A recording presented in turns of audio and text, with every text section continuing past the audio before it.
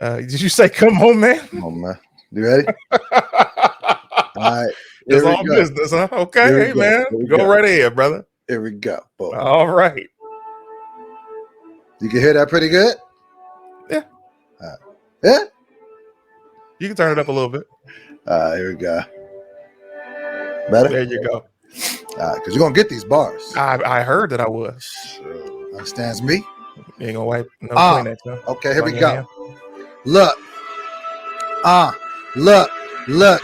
Dope boy is a whole vibe. I've been a genius the whole time. Touchdown, cross the goal line. Take the pen and pad like a gold mine. I bang it out, no questions. I'm living life, no stressing. Ain't no such thing as losses. Everything is a lesson, and everything is a blessing. Don't let that go over your head, though. Not everybody gonna be Tom Brady. Somebody gotta be Bledsoe. The illest out, cause I said so. Pockets low, car, need bread, though. I get mad, see red, though. Can't tell me I ain't special, though. See Anthony got a special flow. No more holding grudges, I done let it go. E40, level federal. Talking to me, crazy acceptable. In the booth, I am reputable. On the plate is hella vegetables. No, I don't really want it, though. But I gotta get out of 300s, though. How much? I messed up too many times. Sound like you're doing great to me. Nobody also, let me say this, man. Nobody ever knows when anybody messes up unless they say I messed up. I be knowing. Sometimes I just be wanting to just turn that beat off, even though it's great. Shout out to Jazzy Bussa Hall. Yes. Say the bars. Can I just say them acapella?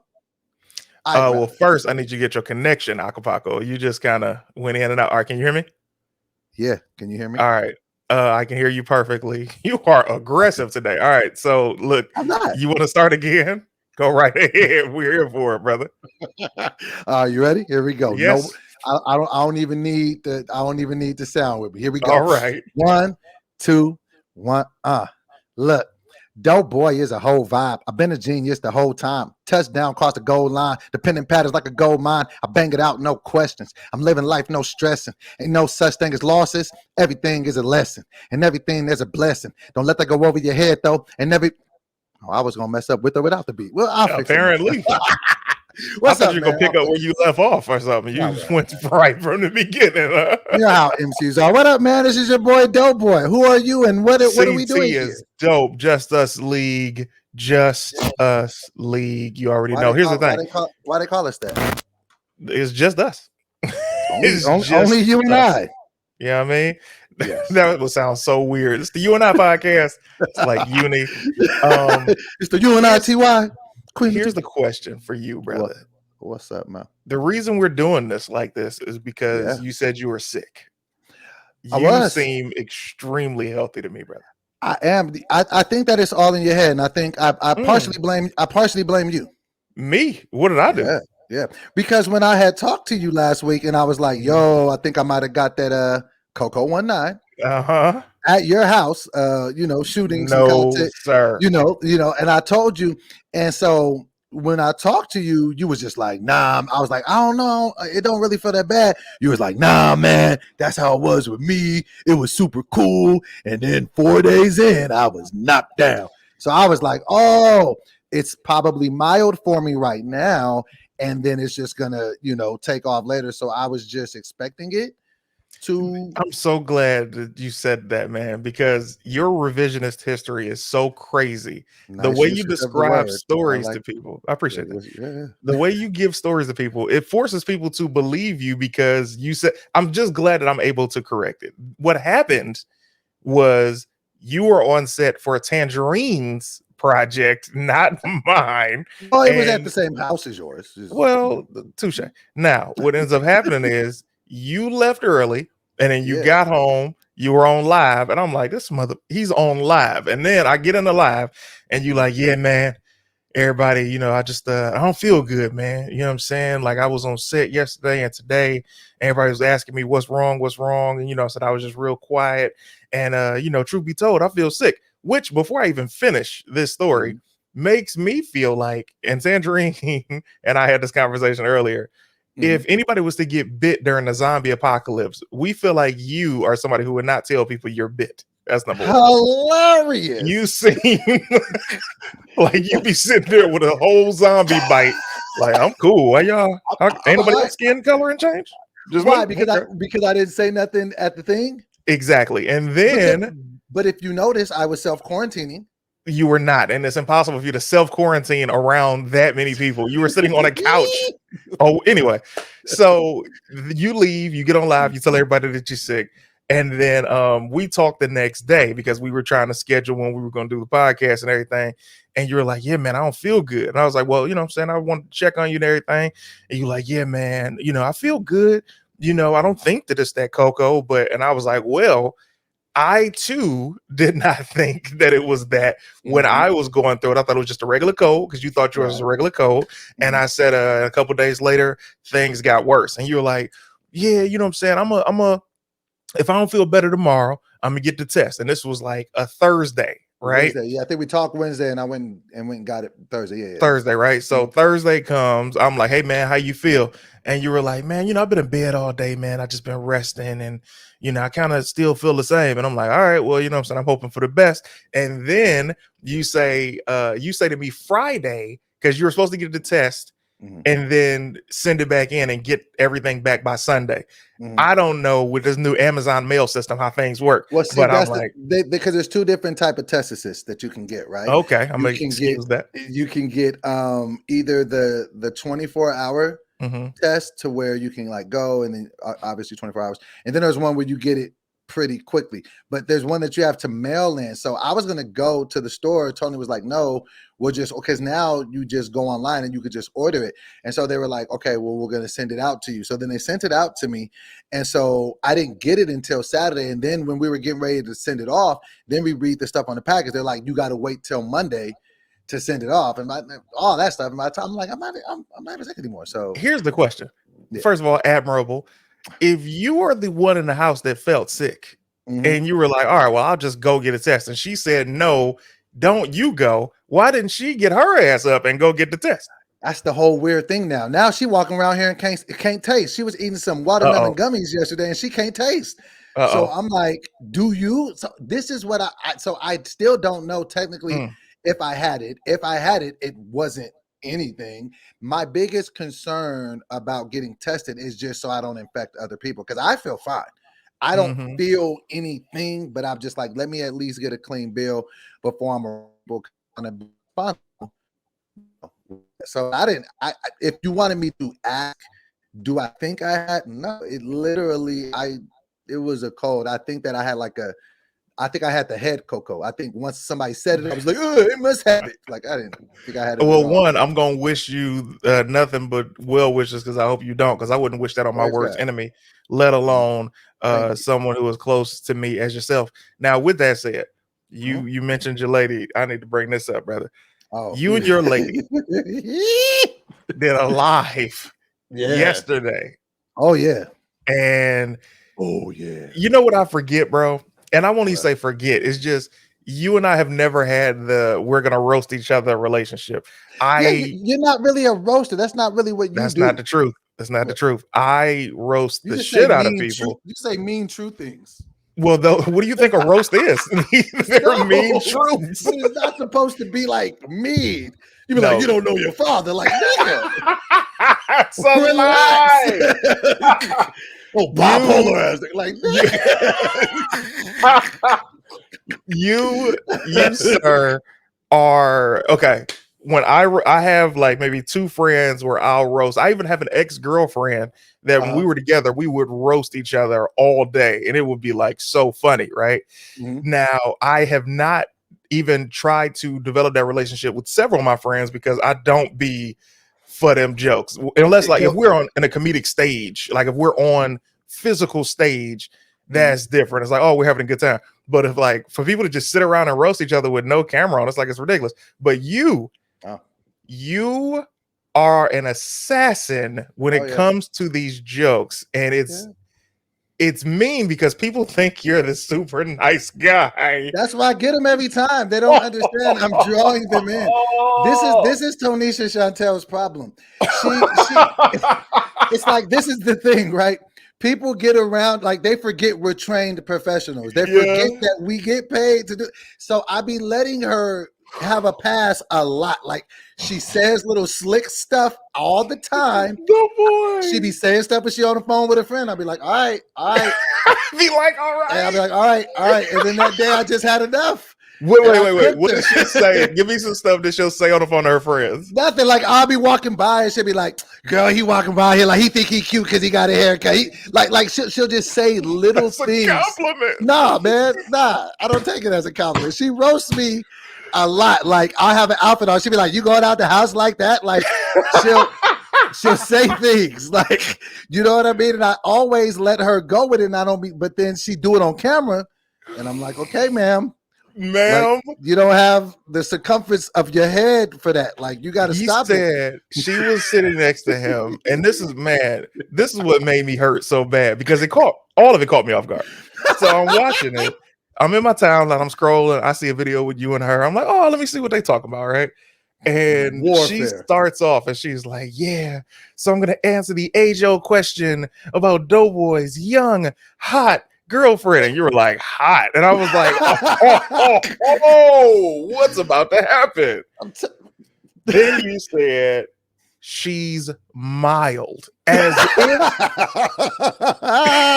if she's knock her down a little bit. Just knock her down. Like, come down here. Come here. Look me in my eyes. Mild, bro. I'm not playing games. She's not even spicy. No. She's mild. No. Then she retorts. And I'm talking about this retort was so lightning fast. My mouth was open the entire video. She said, I know you ain't talking with that crooked ass hairline. And I say, now you're engaging? You're engaging. And then you hit her with the head jokes. Oh, the super blow pop, skinny at the bottom, swole at the top. Doughboy. You can say when she give me head. This is when you kid her with the visual, it says she give me head like this. Bro, she was mad when we got off that live. I didn't care. I said, hey man, I'm a warrior in the garden. Doughboy. I got this. You did not have to go that hard, bro. It was but I did, CT. Oh, but I did. You know why? Why? Because I'm starting then the old narrative is starting to run dry in my mind. What's that? I'm just the fat guy that got the girl. I'll be like, no. Nigga, I'm nice too. You're still mad about that. You got that 3 week ago work. Oh, you think you're all that? Bang! Nah, I love you're still mad. That was me just really rehashing my feelings on the back. Oh boy, man, Buddy Love be coming back, and I ain't even lost the weight yet. But the Buddy Love mentality is there. When you called her, first of all of the jokes that y'all had seemed like they were so prepared, like y'all were waiting on the other one to say something crazy. Oh yeah, because they be there. I just be holding them back. I think the medication be holding them back. She should thank the medication. Like that Pola, not that back. I'm telling you, I'll be like, look, I'll really do this. Doug, don't. But I think she learned her lesson for stepping in the fire. But apparently, people like seeing us just, we be going live and people be having photos. So it's been a cool thing. So shout out to them lives. I've been trying to figure out new content to bring to people, and they like seeing us talk crazy. Here's the thing. So here it's a difference with if we all sitting around and be like, look at Doughboy hat, and you be like, okay, well look at your shirt. It wasn't that. It was this. Look at my eyes. Let me get close to the camera. It was I'm gonna be you. She was like, Doughboy's young, hot girlfriend, and you were like, hot. Don't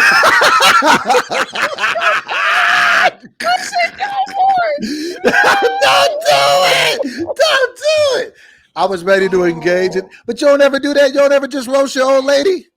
First of all, when I gotta bring them down a notch, subtle jab on Tange, right? And she will give me these eyes, and I'm like, all right, my bad. My bad.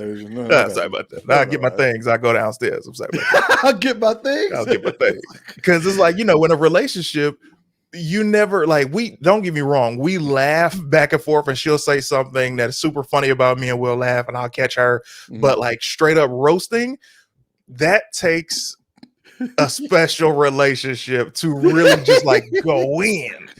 You know what I'm saying? Like for you to Right. say when she hit you with that hairline, your reaction was like, Oh, we I got taking. some more. Oh, but I already had those. I was like, oh, you can get the VIP jokes. That we're for real. Oh, we snapping. Oh boy. Have I'm you ever telling had you, a man. girlfriend where you roasted her before? Yes, my daughter's mom felt terrible about it. Because it was with the homies was there, and I'm thinking she's just having a good time, nigga. When they left, nigga, I was just, and I felt bad because as comedians, we just be searching for the moment. I'm like, oh, everyone's having a good time. This is great. I cooked her. To this day, I never say jokes about my daughter's mom. It was that kind of bad. Wow. This is before Kiara was born. Like, almost ruined the relationship. Wow. Cooked her ass. So I normally don't do that, but Tony, I don't know. I just felt a certain type of way Saturday night. Because you still mad about last week. I just want to be regarded as the prize in the relationship sometimes. I hear you, bro. I'm sick of like that look. Niggas be like, that's your girl? Dang. Like, nigga. How you get her? What? Like I just be like, so this guy's nothing. Like, I'm just effervescently present here for this experience. Bro, I will Nothing first of about all me good choosing of that word. I love how you use it. I often say with like when people be like, yo, Tangerine bad, how you get her? I'm like, first of all, let me tell you something, brother. I'm the Beyonce over here. You understand? Yo, she doing her thing, but come on now. Let's unpack that. Yeah. Do you think you're the prize in your relationship? Absolutely. Do you think most people would say that? As far as their own relationships or ours? Do you think most people looking at your relationship would say you're the prize in that relationship? Well, or do you just feel like that's a need of self? Hopefully these are heterosexual men we're talking about that are looking at Tangerine. But if they're homosexual, they're definitely looking like, oh my God. Oh my God. Oh my God, you're so gorgeous. Chocolate man, you. Like, that's different. And then the lesbians are like, oh my God, we love Tangerine. But the studs is like, I would go back. Yeah, I mean, but I feel like I at least want to believe I'm the prize. Mm. No, fuck that. I believe that I am. Okay. I'm not disagreeing. I'm listening to you. Okay. Give me more of a head now, nigga. Okay. How was Here's your the weekend? thing, bro. When you talk about the prize, okay, so with Tangerine, beautiful girl. I'm talking about from head to toe. She's got perfect everything. Perfect. She ain't got no long toes. All her joints go down to the slant. I love it. Oh, so she ain't got none of the extra spillage. She ain't got no hammers. I be wanting to throw up when I see so. Anyway, beautiful from head to toe. Clean girl, smart. The whole 9 yards, right? Can cook, can hold great conversation, can teach you things. But when we're talking about CT, you're talking about somebody that the way you pause to give yourself a claim. I'm not even gonna go into. I just will say that she already treats me the way that I deserve to be treated. So that's all that matters. And I'll leave it right there. Well, I want the world to see me how I see myself. Because nobody's as good as I think I am. Like I be into some me. I be like, that dope boy now. That dope boy. He's the well, you're gonna have to wait for the rest of the world to that is you though. Like you often you always get we all tell you how self-centered you are, and your response be, I mean, yeah. I mean, who else am I supposed to be centered on? And it's like, I guess when you put it like that. How was your weekend, man? What did you do? I see you shot again without me. I'm just over it at this point. You just said you don't know if you got the cocoa. I've already memorized my speech for when you call me. Oh, God. You're probably going to say, oh, man, I wish I could today, man. Man, those other weeks that you didn't use me, I was totally open. I was open. How'd your shit go, man? Just your stuff is funny, though. I can't be mad when you got some hits, nigga. You got some... I ain't gonna hold you. About last 4-6 weeks, I'm like, he's back in that bag. He's back in that bag. You know what it is? First of all, thank you for saying that. And I told you, it's like I'm back to having fun now. Like before, when I was having, the cameraman and he was editing everything, I thought that because it was easier, I was having fun, but I wasn't. It was just like, all right, I was just creating. Now I'm back to having fun, and like the ideas are getting more and more grounded in reality, but then they go off ridiculously, and that's always been my style of comedy. And I'm having fun. So for yesterday, I actually did want to use you if that's any consolation, but I was like, he's sick. It does. I give you that. Because I didn't have a person that I know, that so it was like I was like, this is great for nobody comedy. So we shot this joint, and okay, so Tangerine and you wrote Horrible Slumber Party, which comes out with the first episode comes out before Halloween. I'm so excited to see it. I got a chance to be in it. You killed it too, by the way. Thank you, man. Y'all are, when y'all got these words, whew, the story's impeccable, the jokes, everything. Yeah. And first episode comes out before Halloween. I was like, bet. I had this idea for, it's not a series. I had an idea for a video where it was like, I don't want to give it away. Well, I could give it away. It's a survival type thing. And I had been wanting to shoot it for like over a month, but every time I shot it, I didn't have enough people to do the idea. So yesterday I had enough people and we shot it. And I was like, Tangerine's joint drops, this week. I don't want to drop anything to even make eyes go somewhere else as far as that is concerned. So I'm going to drop the video that I shot yesterday, probably towards the middle of November. Aren't you being a good team player? Man, because the show, here's the thing. People who are watching this, Horrible Slumber Party is, and I'm not just saying this because I got the opportunity to be in it, it is one of the greatest projects I've ever had a chance to be a part of. Wow. And you talking to a brother who has been worked. A part of a lot. So that means a lot. Wow, man. It's incredible. You. It's so funny. The story is so great. And there are 8 episodes. The teaser just dropped today. I can't wait for even more people to see the first episode. The theme song, not the theme song, the beat. I heard the theme song, but they haven't heard it. The theme song is incredible. The teaser trailer song, there's just so many different things a part of this joint that's fire. But my week was very, very relaxing and productive at the same time. And now I'm just having a great time talking to my friend. How was your week, man? Man, my week was cool. I mean, outside of the the scare sickness thing, that was a little tough. But Kiara, this is just the Kiara year. Apparently, Kiara had another milestone. What was it? Kiara has her first job. What? My baby is employed. I can't talk enough about this kid. She got a job? Okay, so mind you, I never wanted her to hold on. I feel like my arm has been missing this whole time. Okay, I have 2 of them. Okay, so she's been wanting to get a job this entire time, right? And I've been like, no, like, you're gonna do your studging. Like, that's always been my approach. Studging. So you do a studging, you understand me? And I've always been like, whatever you want, just leave that on me. I'll get that, and I don't let her work because at the end of the day, she goes to work. I mean, she goes to school from 8 to 3:30. After she gets out of school, she's from cheer from 3:30 to 6, and she's trying to do some homework, talk to us. Like, where's really the time? So she had been asking. She was like, "Well, Dad, can I babysit?" I'm like, "Sure."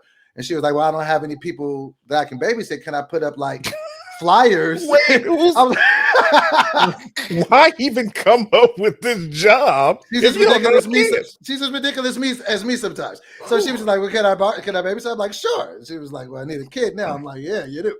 So she didn't have a kid to babysit. So she was like, "Can I put up, flyers around the building and let people know I got services?" I was just like, "Nah, that's just weird. I don't want no, I don't want you to do that." Okay. But there's a lady that's in our building, and I've been seeing her, time and time again. And this is another one of those just random situations. But me and Tony was at the gas station, and so she sees it. She was just like, "Hey, I know it's gonna sound like a weird question, but I see you with the girl." Mind you, I had somebody ask me if these was both my daughters recently. So I was like, "No, one of them is my girl, one of them is mine." And she was like, No, I know one's your girl." She's like, "But the other one's your daughter."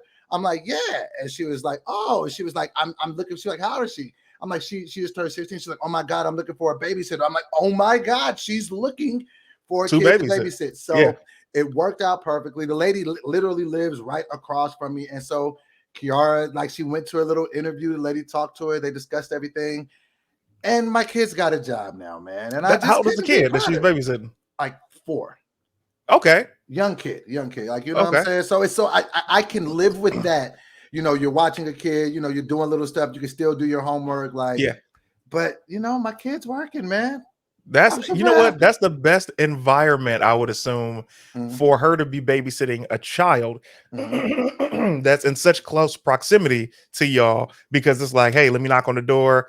Hey, can you watch my kid for a couple hours? Or hey, here's the Exactly. money. Bam. You know, it's real community-ish. I like that. It worked out perfect. That's why I'm just like, man, God is just, and this is the thing that I've noticed too, because you know I'll be making sure like my mental health is cool. Like I take Mhm. you know real stock in that these days, and Nice. I've been wondering like you know like lately I've been in really good moods, and like what I've been noticing is I thrive and I'm in a better space mentally when my kid's doing good, man. Like just seeing her like like it's just so weird, man. Like, and I know you know too because you used to be there in the trenches when with me when she was 5, when we used to, Yeah.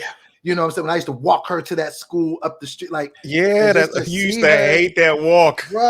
but just to see her now is Yeah. just and just these and she's man, I'm just so proud of my kid, I man. So shout forgot out. about that walk. It was like you'd be like, It yeah, used to man. be a drive until I lost the truck. You know, the truck that couldn't go in reverse. So I lost the truck. Man, it used to be. I remember a couple times I had to walk when it was raining, so it didn't Yeah, I kind remember that. And you of. didn't have an umbrella. I It was remember just. once you were like, "Hey man, can I borrow your umbrella?" I'm like, "Yeah, here, man." And then you took the umbrella. Neither one of us had whips at the time. I don't think it was. I was Walker McWalker symbol. I was Walker Texas Ranger. It Yeah, was yeah. literally out there. When you think about your glow up Hmm. from oh, I want to say like oh, what was that like 13? Is when did you get the scooter? Oh, I got the scooter, Because and I giggled like first time I you see you with did. the scooter. But you went from the little joint at you know on the street that we lived on, then the scooter, Yeah. then the you know Well, to let me because you got the timelines. okay. So I had never owned. Well, my sister had given me a car when I was in Detroit, but that lasted about a month. Oh, But I had no car from the time you could drive until I was 22. My first car that I got was, myself was a Honda Accord. In that car, I was driving nope. So the next car was the one that you and I ran, was the Toyota Corolla. It was a you 1989 ran that silver to joint. mhm, Whew, we drove everywhere. mhm. I remember one time we drove to a girl's. I think we said this before, but we drove to a girl house that I was dealing with, and she lived like an hour away. And this is before you could have the maps on your phone, right? You had to look at the papers and everything. We got Wow. lost, and we didn't get home for like 4 hours the next day. Yo, it was super long. We really got some road Got some tails. road tails, bro. And then so after that car was gone, then I ended up getting another Honda because I liked them. And then after that Honda got into like an accident where we were standing on the same street, I was carless until I got a truck. Like 2 years Mhm. later, got the truck and I rode that joint. Then that got stolen, Right. and then they returned it. But after they returned it, Wait, uh the people who stole it returned it? no. Like it was at the like the junkyard, like the Oh, it toy was the some tow truck considerate spot. hooligans. I was like, Oof. hey man, They'd we be just cool. Hey needed man, it we for the done with it. weekend. You have to take it back, man. Thanks We though, just bro. had some stuff to move, man. You know You know how it is. So after that one, I got the scooter right after my truck was stolen because I was like, man, what I year was gotta. that? What year was that? That was 26. No, 2017 when I got that scooter. I feel like that was the most important time of your life. Like, you know what I'm saying? Like, I remember like you like cause that's when you was really over at family time doing a lot of stuff. That's when you was Yeah. growing, that's when you was doing the Donnie stuff. That's when I seen the most, that's when I seen your mental change and your grind just become impeccable. And then now we It was because the scooter for me at the time, it was like I had to my name, I had about I might have had like $8,000, right? Mhm.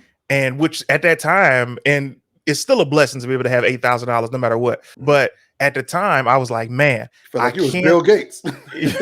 I really did feel like I was rich. Like I got 8 grand, baby. What they tell anybody talking about that? So me. So you know what I'm saying? It's on me, baby. What we eating? I get it, but I didn't have enough to get another truck Mhm. that I wanted, right? And I was like, forget it. I need something to get around because I wasn't about to be spending money on Ubers and Lyfts. So I went to a scooter spot, having never ridden a scooter, but I was just like, they good on gas. $2 would get me from here to downtown LA and further. So I was like, bet, got me a scooter for about How much was $2,000. this? 2 grand? Was just 2 grand over $2,000. it? Okay. Yeah. And I rode that joint. And then I had got we had finished Family Time and I had more than enough money to get a truck. So I got the Nissan truck, which was my baby. Love that truck, but it started having electrical issues later on. But anyway, that and then when I got the Nissan, I stopped riding a scooter. And then I was because I had a dream I fell off. I wish I would have got that. You had a dream you fell off it? I had a dream I fell off it, bro. And I was like, usually, and this is gonna sound weird. Well, it's not gonna sound weird to the people who manifest, but 90% of my dreams come true as far as like premonition stuff. And I was like, I'm never riding this scooter again. And I sold it before I had to ride it again. I wish I would have bought it from you, man. Did you ever have any close calls on the scooter? Close calls. One. I had one close call where I was leaving a Vons parking lot. Nobody was around me, though, boy. Nobody was around me. I was leaving a Vons parking lot and I'm looking both ways and I turn it and I guess I turned it the wrong way and it just like fell over on my leg. And, you know, I wasn't hurt or anything, but it was just like, you know, I like broke my skin on my leg and I was like, I've always been scared of motorcycles. I remember when I was really young, I was driving past, well, I wasn't driving, but I was riding past a motorcycle accident that had happened, and a dude just had like a huge chunk of his arm gone. I remember just looking like, oh, I was like, I'll never ride him. To this day, I've never ridden a motorcycle. To this day. That's why I don't look over like when you say that in traffic, because you got a lot of looky-loos who be in traffic that be doing all of this when they ride by. I mind my business, bro. Because if I see something like that, I'm gonna be traumatized. I just keep it moving. It tore me up from a child, bro. I was just like, nah, bro. For years, I have rode scooters. Like when I went to Hawaii, I rode scooters, but I've never, to this day, rode a motorcycle. You ever rode a jet ski? Yes, I love jet ski. But see, I rode it back when I was too heavy. Oh no, it was going down in the water, probably. Yeah, it was me and a chick on it, and she was big too. And so, wait a minute, was this the camping trip? and she got off. I was like, "Oh, this is great!" Oh, dope boy, I remember that. Yeah. That's funny. I slipped off mine too. It was me and Tangerine got on it. We went into the lake and it was great. And I was going too fast and I flipped it in the water. Right now, here's what people don't know, because this is a normal circumstance. It happens all the time, and people are able to move forward. I have fears of large bodies of water, right? If it's a pool, cool. But if it's like a large lake, I watch so much science fiction stuff, bro. I feel like there's some stuff underneath that water that nobody knows about. That. There's over 80% of the ocean that's undocumented. That's crazy. That's such a large number, bro. Aliens, I'm telling you, that's why I feel like aliens come to Earth, because of the research that I've been able to get. They say that aliens are probably harvesting Earth for water because they don't have water on their planet. So that's why they can come here in their whoopie wops and just go straight in the water. I feel like there's dinosaurs down there. I feel like there's mermaids down there. I feel like the city of Atlantis is down there. I feel like what you just said, all of these, well, with the exception of like aliens, but specific aliens are to be determined. But everything that you just named is possible. Mermaids are nothing but, as what we've shown them, to be like basically humans that live and breathe underwater. It has to be. But I just feel like they're not I feel like they're grotesquely ugly. Dinosaurs. The thing that stopped the dinosaurs was, the comet that hit the Earth, right? But nobody said that it got into the nooks and crannies into the ocean, so they could still be down there. Crocodiles apparently used to be around in the dinosaur age, so there's a lot of stuff out there. But we can talk about all that stuff all day. So stuff that is more close and dear to our heart. And you sent the video, and you never send videos. So when CT sends a video, Doughboy watches. You had to see that. You sent a video and you were talking. It was talking about the Dave Chappelle. I almost want to play the audio. Should I just play the audio? I don't think Go ahead. Right, I'm gonna go ahead and play the audio so you can hear it, what he said, so we can talk about this This is what Dave Chappelle recently said. And here we go. It's been said in the press that I was invited to speak to the transgender employees at Netflix, and I refuse. That is not true. If they had invited me, I would have accepted it, although I am confused about what we are speaking about.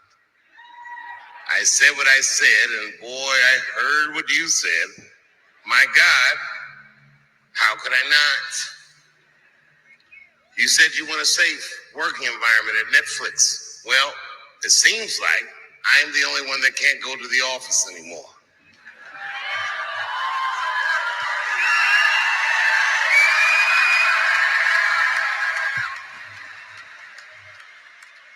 I want everyone in this audience to know that even though the media frames this, that it's me versus that community, that is not what it is. Do not blame the LGBTQ community for any of this shit. This has nothing to do with them. It's about corporate interests and what I can say and what I cannot say.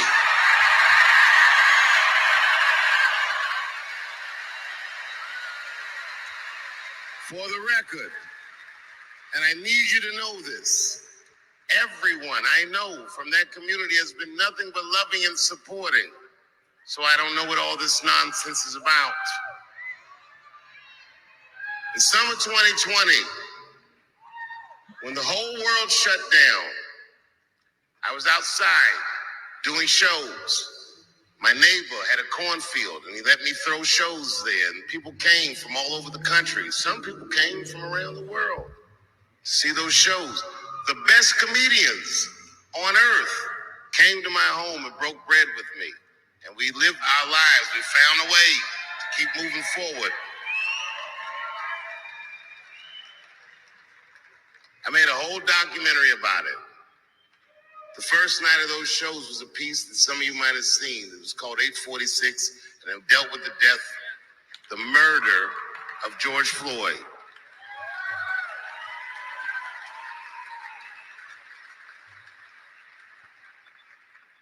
This film that I made was invited to every film festival in the United States, and some of those invitations I accepted. And when this controversy came out about the closer, they began disinviting me from these film festivals. And now, today,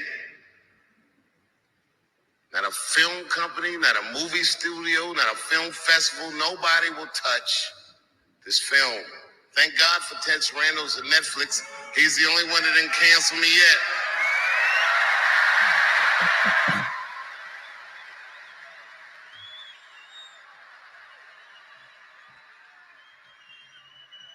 To the transgender community, I am more than willing to give you an audience, but you will not summon me. I am not bending to anybody's demands.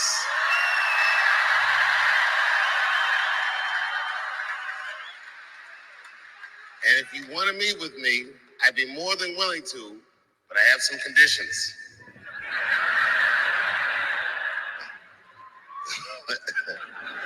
First of all, you cannot come if you have not watched my special from beginning to end.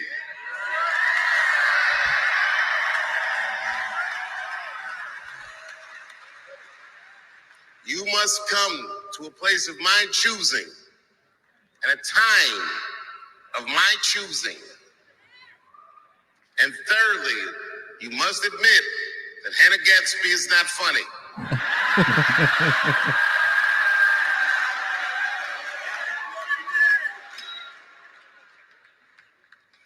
I desperately want people to see this movie. But I understand why investors would be nervous. Since nobody will touch it, I'll tell you what I'll do. I will make it available for all of you in 10 American cities, going on sale in the next few days. You will be able to see this movie in its entirety, and you can see what they're trying to obstruct you from seeing. And you can judge for yourself, but you cannot have this conversation and exclude my voice from it. That is only fair. You have to answer the question, am I canceled or not? Then let's go. Thank you very much. Ooh, that's just it. Okay.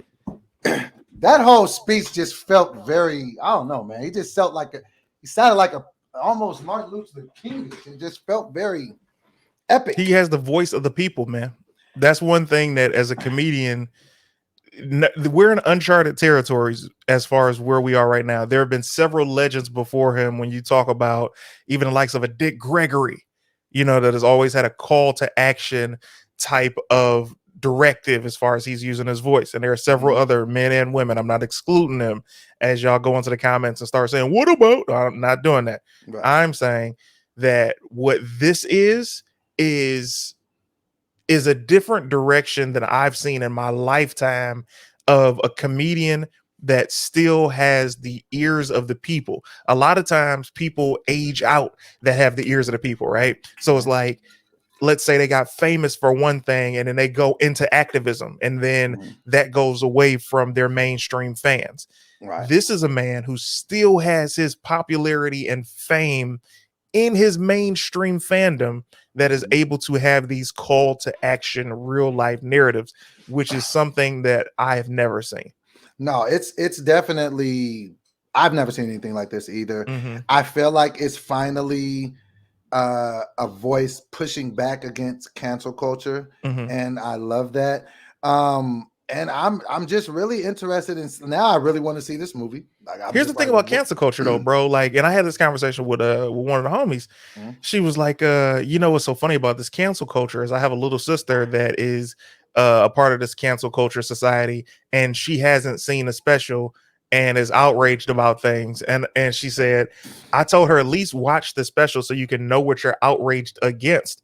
And that triggers something in me because I'm like, there are so many people who are a part of this quote unquote cancel culture that don't do any research about the thing that they're trying to cancel. If you see one statement or you see something that everybody else is upset about, and now you're like, yeah, I don't like that either. And you don't even know what you're reacting to because you haven't done your own personal research. Stop the herd mentality and make a decision for yourself. Not telling you how you should feel after you do your research. I'm just telling you to do your research. Right. You can't just go grab a pitchfork every time you hear everybody getting upset. Like, that doesn't make any sense. Have you ever heard people say, so when it comes to a lot of these superhero films, I remember hearing someone tell me, he's like, hey man, that's how I feel about Ben Affleck's Daredevil. And it's like, okay, like I'm listening to them and they're like, what do you think about it? I'm like, I don't have an opinion. I never saw the movie. I only saw bits and pieces of it.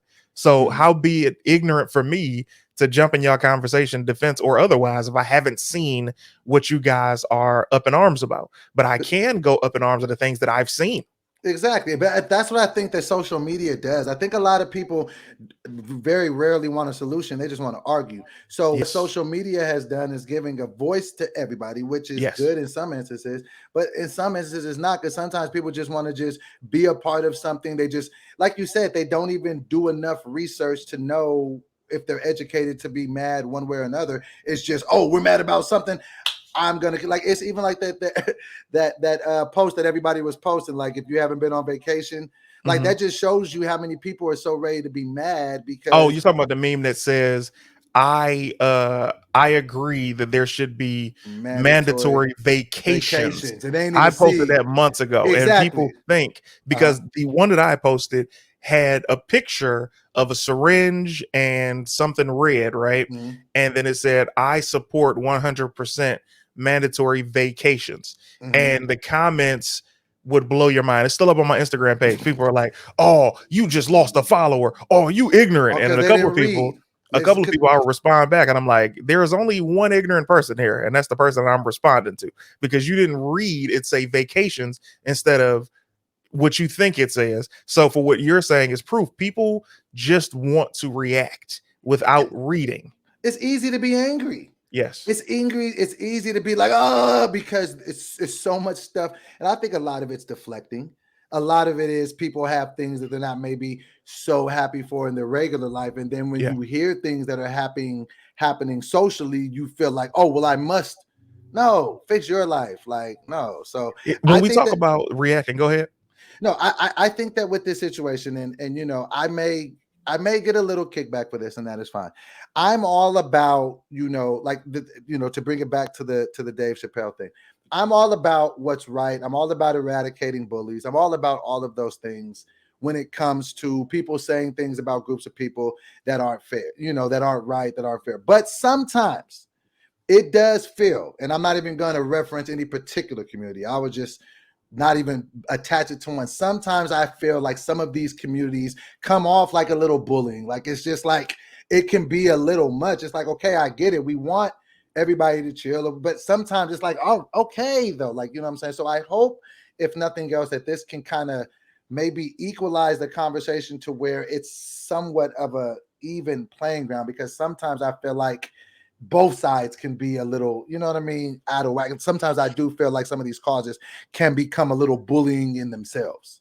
I hear you, and I'm focusing on the people who think that they have the power to cancel somebody because they did something that they don't like, where there are so many other things that are going on that affect a large number of people in every different community that are not being discussed. But what we're discussing at the end of the day is a comedian's comedy special, when we're not discussing the things that are affecting human lives. And that's the thing, I guess, that even just boggles my mind more.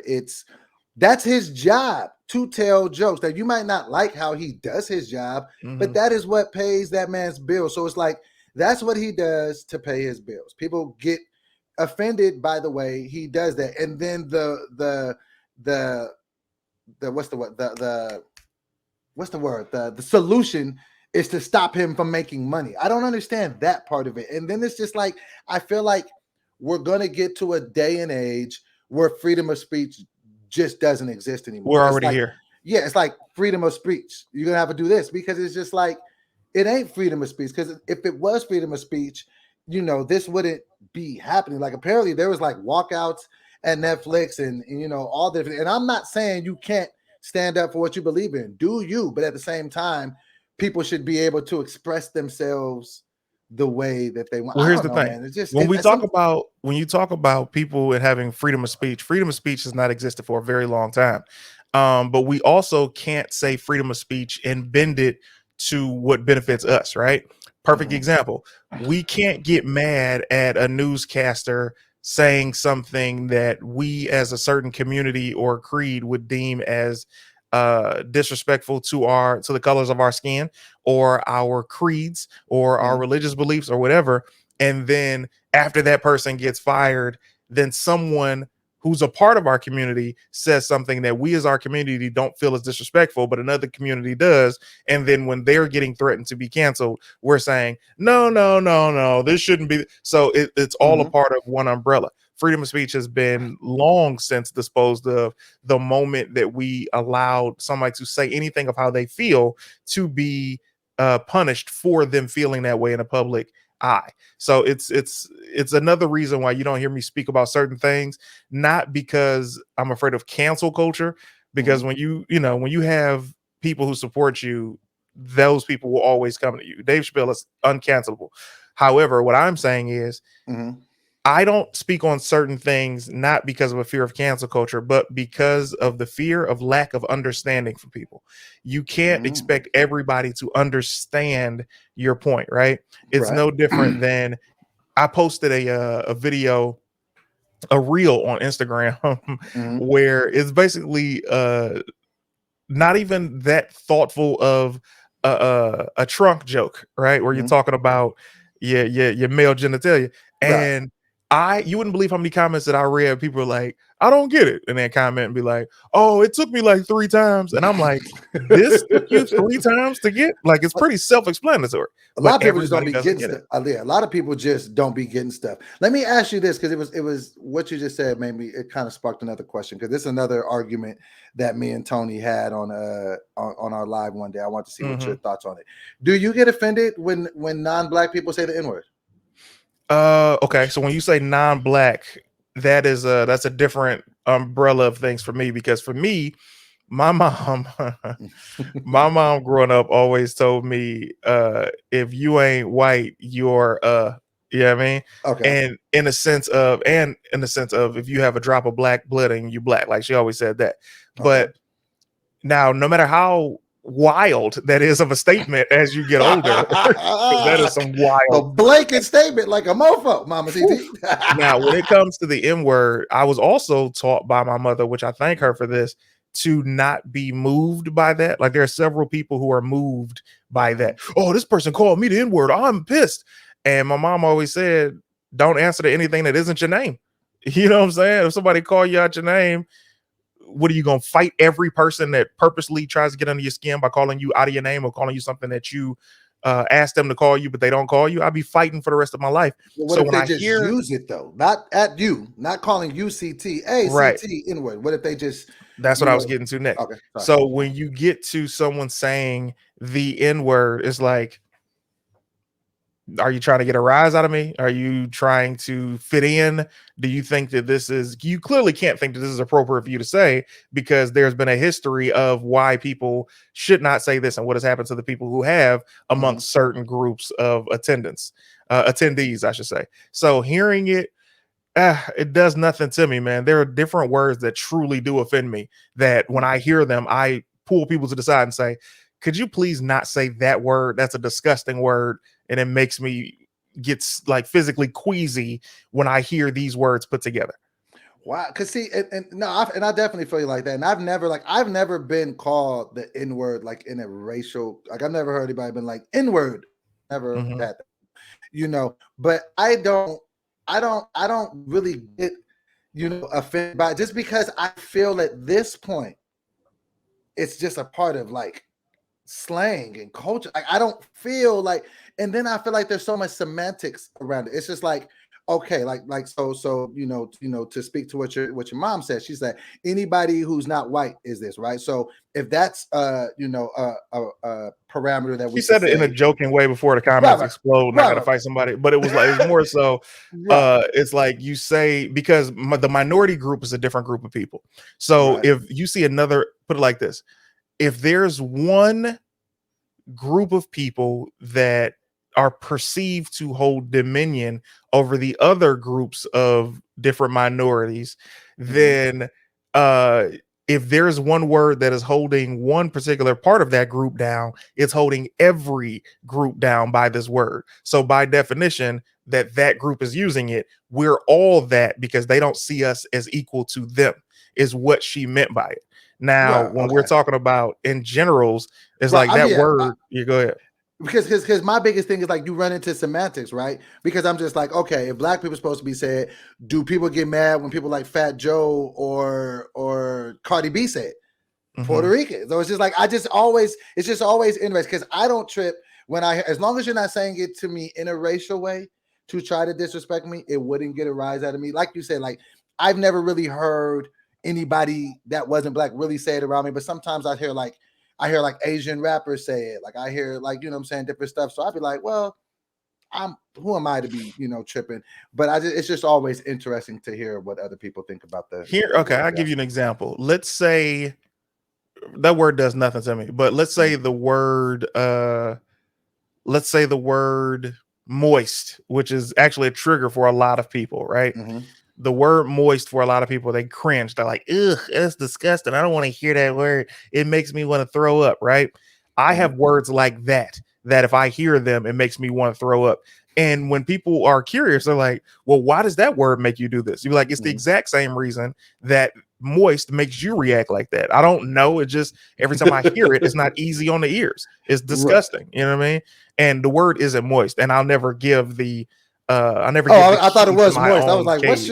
what's your issue with moist? No, I was literally using it as an example. Like I will never give the key to my own cage for somebody to rattle at each chance that they have the opportunity. But yeah, man, it's like there are words that people don't like, and I have probably 3 that I'm like, ugh, every time I hear the word. I got a couple. Tony, no, there's 2 words you can't call me. Like, don't play Well, with the me about these name words. and No, there's 2. just words. 2 words you can't use with me, and she know that. Don't call me these 2 words, and she's good about that, because I'm a pretty easygoing guy, but yeah, but I Tangerine knows the words too, but the problem is that these words were in her vocabulary before Prior she to. met me.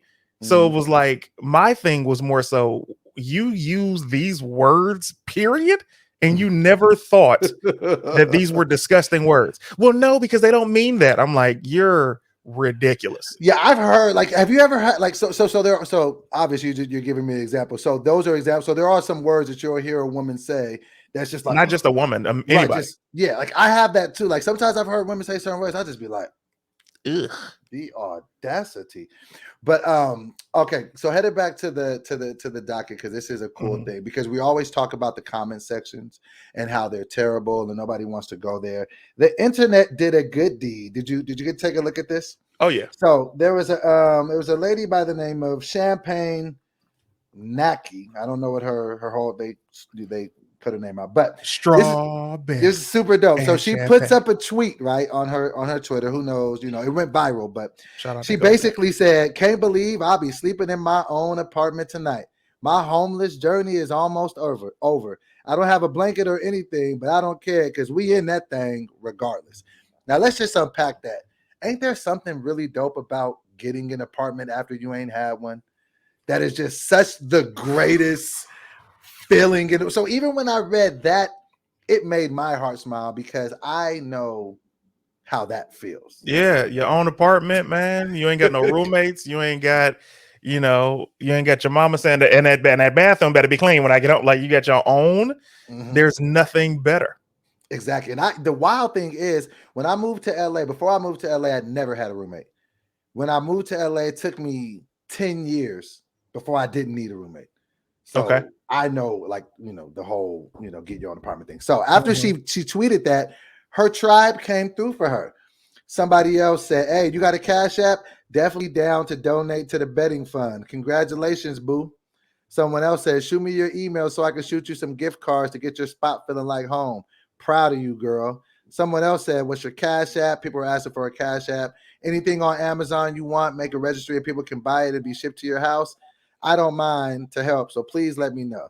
So everybody sent her some stuff, and so then she responded. She said, "Nah, because this is why I love people sometimes. This comment section is full of nothing but givers and good people." How dope was that? Super dope. Didn't The need to start the internet sentence gives off back. with nah, but everything else was perfect. You ever see like people really be starting their sentences off with nah, and nobody's disagreed with them beforehand. Like They people were like, "No BS. I ain't even finna hold you. No one's said you like trying to nobody's hold me." trying to.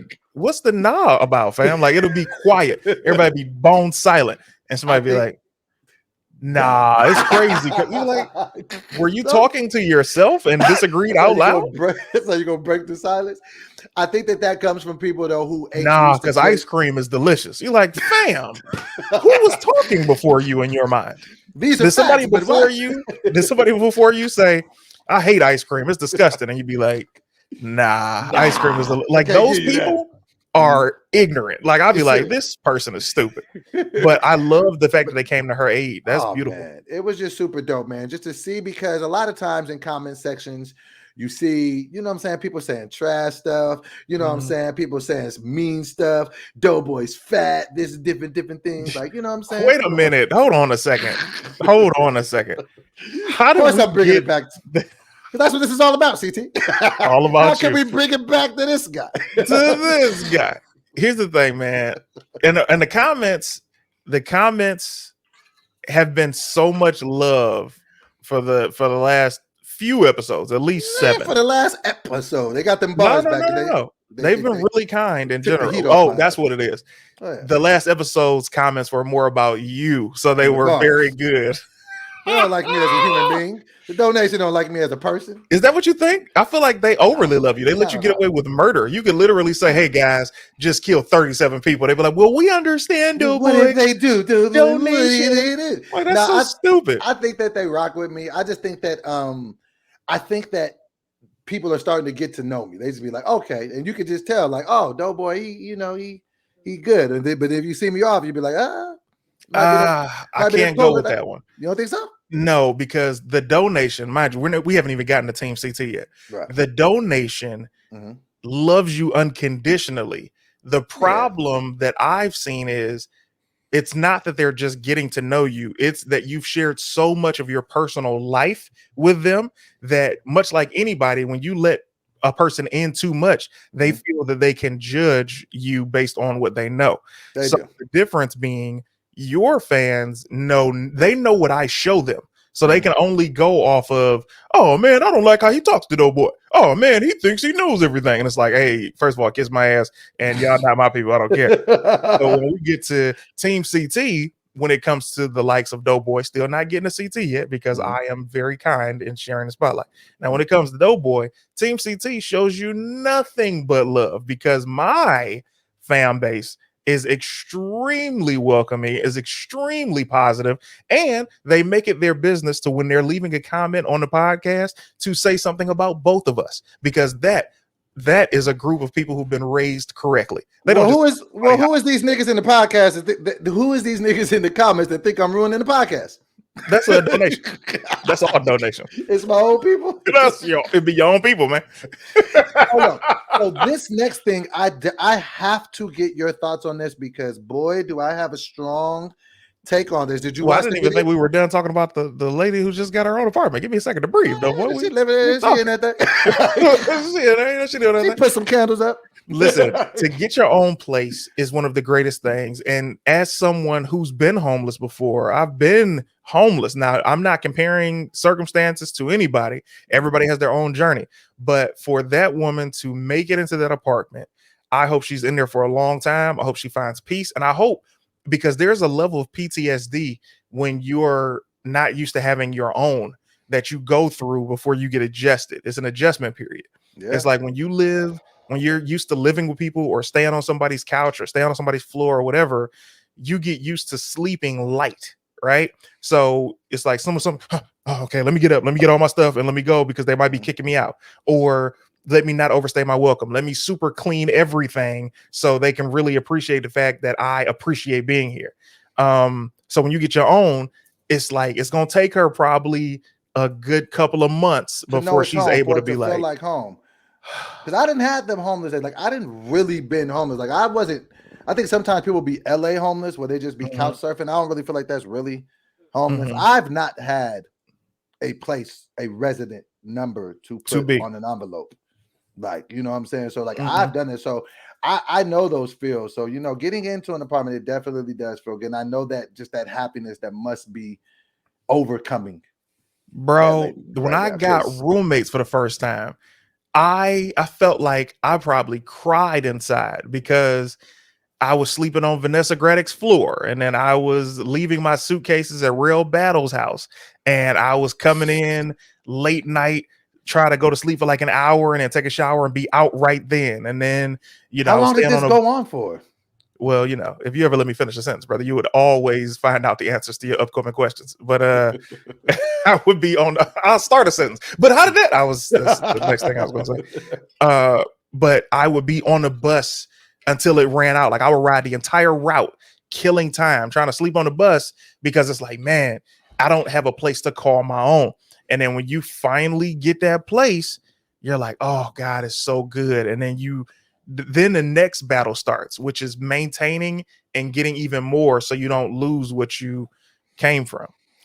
Yeah, man, I'm telling you, man, it's definitely you know, inspirational. Months. I got you. Now, it's definitely inspirational, man, to see people go through those things and then rise. So shout out to Shorty getting that shout out to Shorty. Shout out to Shorty. Hopefully shout out to Shorty, you know. But this next Shorty. When did you turn into a 90s drug kingpin? Yo, shout out to Shorty. You know? Shorty, somebody said that the other day when I was on my live. I was like, I'm rolling an L. They was like, what's an L? I'm like, that's a blood. They were like, nobody knew what that was. That's just East Coast slang. I think a part of me is like an old school retired East Coast DJ. You're 42. And sometimes a lot of those things come out. Rolling an L? What are you going to talk about next? You've never heard about that? You don't know who another bad creation is. I don't respect UHF on the TV and turning the knob. You going to talk about VH1, the box? I used to have jukebox. Did you ever used to order videos off the jukebox? I was not allowed, but I knew it was possible. But you knew the jukebox. Yeah. My mom and sister, man, my sister Man, my older sister and me will watch so much like pop-up video on like I think that was MTV or VH1, and then we would watch all the videos that came out. Remember when they would air like popular music videos on like mainstream TV? I remember seeing the summertime video after an episode of Fresh Prince, the world premiere. I remember that. Summertime might have been the best. Summertime might arguably be one of the best songs in history. It is. Hold on a second. Hey, Tony, can you call Kiara? She just called my phone. Okay. Hold on. I wanted to run this by you because this Here it is, a groove slightly transformed, just a bit of a break from the norm. Hold on. Yes, Kiara. You know you can mute yourself while you're doing that. I'm recording. What's that? Let me do this for you, brother. Just a little break from the norm, something in the break the monotony of all that hardcore dance that has gotten to be a little bit out of control. It's cool to dance, but what about a summer groove that soothes and grooves romance? Think of a soft, subtle mix, and if it ain't broke, then don't try to fix it. And if it ain't broke, then don't try to fix it. Yeah, man. Think of the summers of the past. And that nigga was, man. He was killing. Sorry for butchering the Will Smith, but you're all good. I want to talk about this, and I hope that you watched it. But if you didn't, I'm gonna play it. So, this woman made a video. Yeah, we down a rabbit hole now. If this video is yellow, it's your fault. So go ahead. I know it's all good. I just want you. She didn't really cuss, but okay. I want you to hear what she said. And what she is holding in her hand in said video is some flowers from the store. Just like you know how when you go to the store and buy the flowers, they're in like the little pack. They're like the little, and like the stems are underneath. That's what she's holding. And yeah, she's holding a bouquet of flowers of roses. Okay, roses. This is. But here's the thing, because this is a benefit for this story. A lot of times you cannot buy the flowers in the plastic. You got to group them together yourself, get the plastic, then they put them in there for you. Now go ahead. Okay. This is what this woman said. Hold on, not that. Hold on. Yeah, it's an ad. It's an ad. Hold on a second. Did you watch this video? Yes. I was appalled. I watched everything you sent. Okay. All right, here we go. Listen to this. So real quick, I just want to talk to the guys real fast. I got these flowers like 3 days ago. And the person who gave them to me just gave them like this. No vase, no water, no flower food. Just this. All I'm really saying is, although the gesture is very nice and I appreciate it, no shade at all, because the person who gave them to me gave them from his heart, I'm sure. Or at least I would hope so, right? But it just seems like a little half-assed, Bring the vase, guys. Just simply bring the vase. Please do. Because when you do it like this, these flowers have been dying in my house on the floor. I don't know if you can see, but they're wilting. Like this one, he's so sad. This one. Oh, put your head up. Yeah, I'm taking him to work because I have a vase at work, and I just remembered today. Really, the flowers have just been wilting away on my living room floor, and it's just nice when you go the extra mile. When you do things like that, you buy flowers, just go the extra mile. It doesn't hurt. I promise. It probably feels good.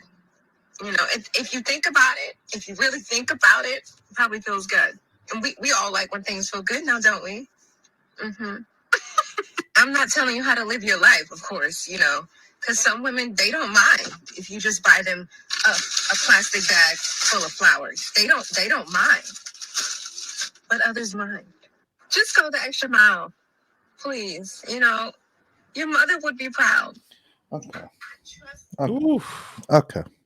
You want to take shotgun on this? Go right ahead, because you definitely are infuriated, and I'll tell you why. This is the stuff I'll be talking about, man, and it's just stupid. It's like, and I'm not gonna call every woman entitled because that's not the truth, but this woman clearly is. And I can speak from a space of a young man who's always, tried to, get women and whatever. And I'm raising a black woman, so I'm teaching her what to expect.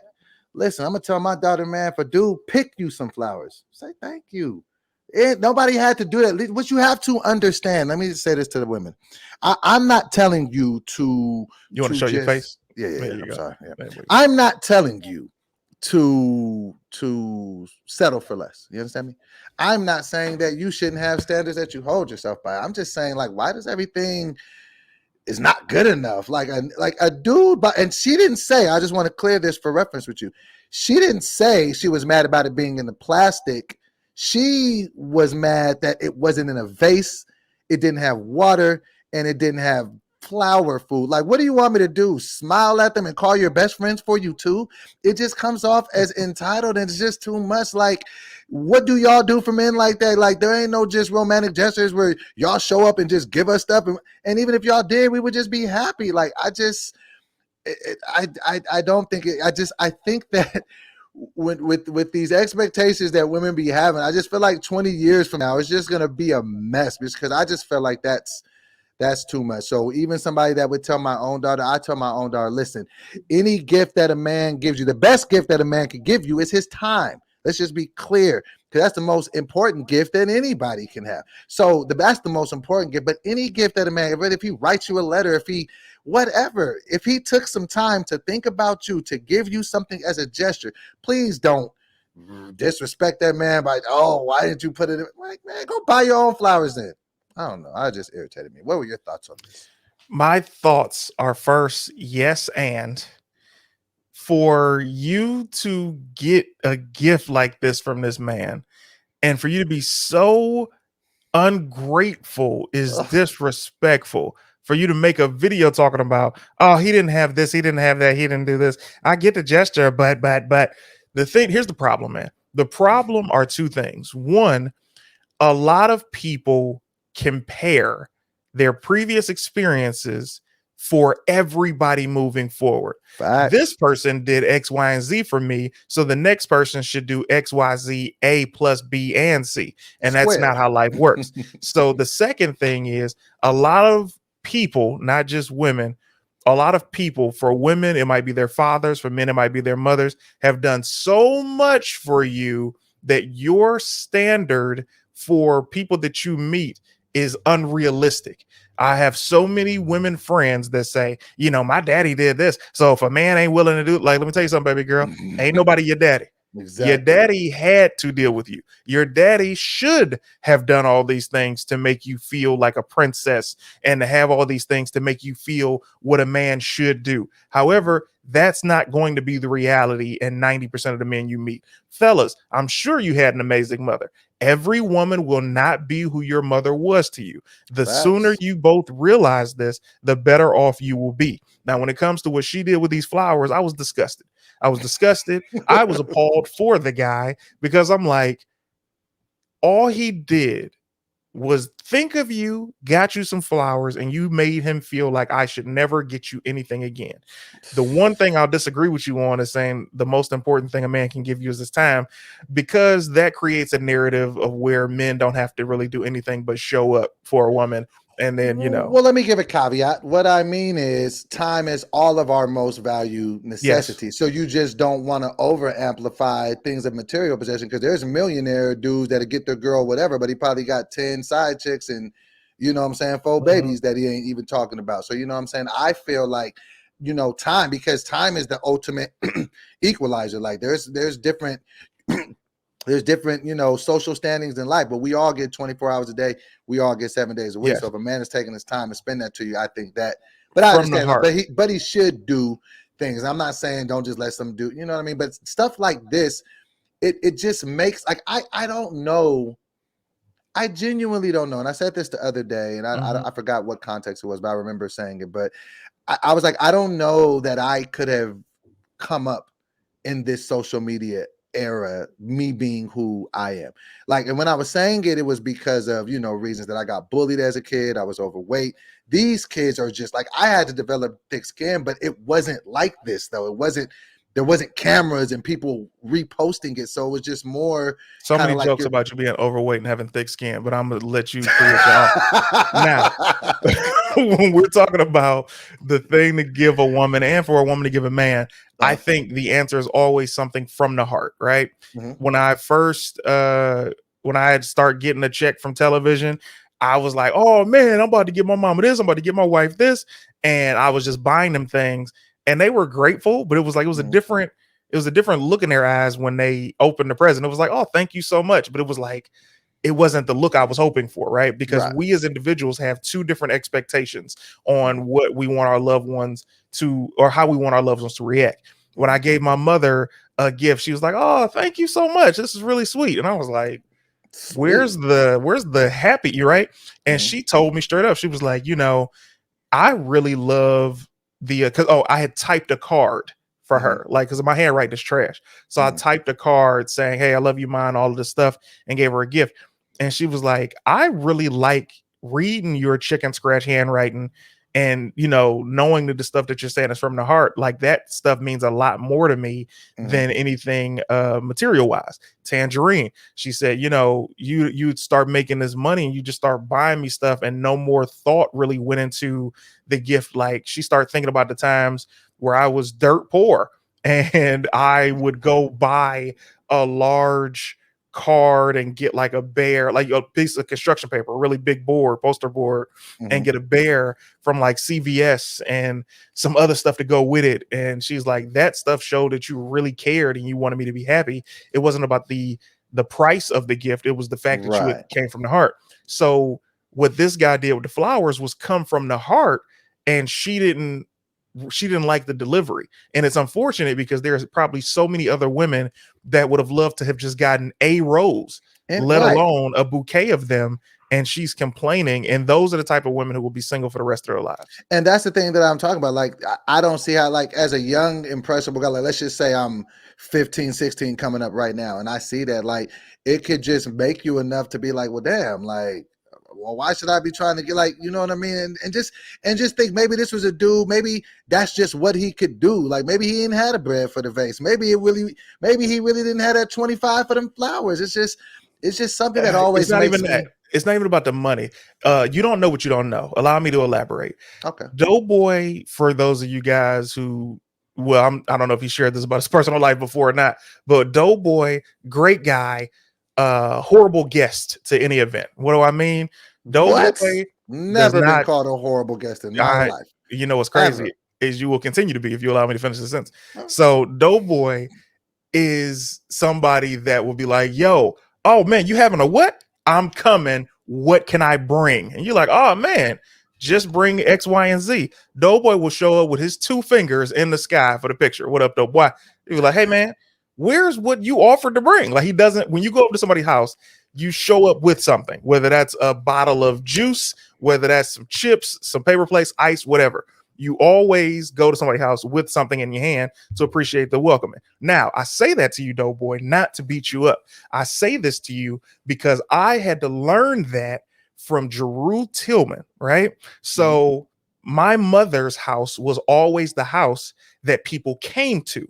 So I never had to go to anybody's house. So I never had to bring anything because everybody was coming to our house. So I would see people coming in and I'm not paying attention to what they got. I thought they were just like, oh, I think you guys would like to try this or whatever. I wasn't thinking you should bring stuff to people's houses. So I had gone my whole life up until that point. I was like 23, 24, where I had never brought anything to anybody's house, right? I just showed up unless they were like, hey, could you stop by the store and get some ice? And I'm like, oh yeah, I'll stop by the store. But for me to just voluntarily grab ice or a beverage or to ask them, could I bring anything, was never my thing. So But hold on, we have to unpack this. I'm almost done. Okay, I'm almost done. Jesus, you are, man. Okay. So Thanksgiving comes around. I think it was like my first or second Thanksgiving with Tangerine. Now, Tangerine and I lived down the street from Jeru Tillman, literally like 4 blocks away. He'd always invited me to his house for Thanksgiving. He's like, yo, come through. I say, cool. And I go through, we had a good time. And then the next year came, right? Or not even the next year, the next event that he was doing. He was like, yo, man, I want you to come through. And this time, bring something. And I was like, what are you talking about? Like, my heart started beating. I was like, what are you talking about? Bring something. And he was like, yo, when you show up to somebody's house, you bring something to their house, like, like a bottle of wine or, some sodas or, whatever. And I was like, oh yeah, all right, man. Well, what should I bring? And he was like, you can never go wrong going to somebody's house with wine. And then as I continue to live life, you start realizing a lot of times people are recovering, right? So my main thing, I start bringing non-alcoholic beverages to somebody's crib because nobody's going to turn that down and somebody's going to drink it. So I used you as a catalyst because I'm like, Doughboy is the king of volunteering to bring something and don't bring nothing. So when that helped has me that get to ever happened? the last event that we had that you came to. That was about 4 months ago in June. I brought the. You asked me to bring sodas. I brought sodas. Oh yeah, what sodas did you bring, Doughboy? Hella sodas. Ask your wife. I have pictures. That's the beautiful thing, Doughboy. Nigga, ask Tangerine what did I bring to that. I remember. I remember stopping. I'm gonna answer your question. What Tangerine does, because this is what people don't understand.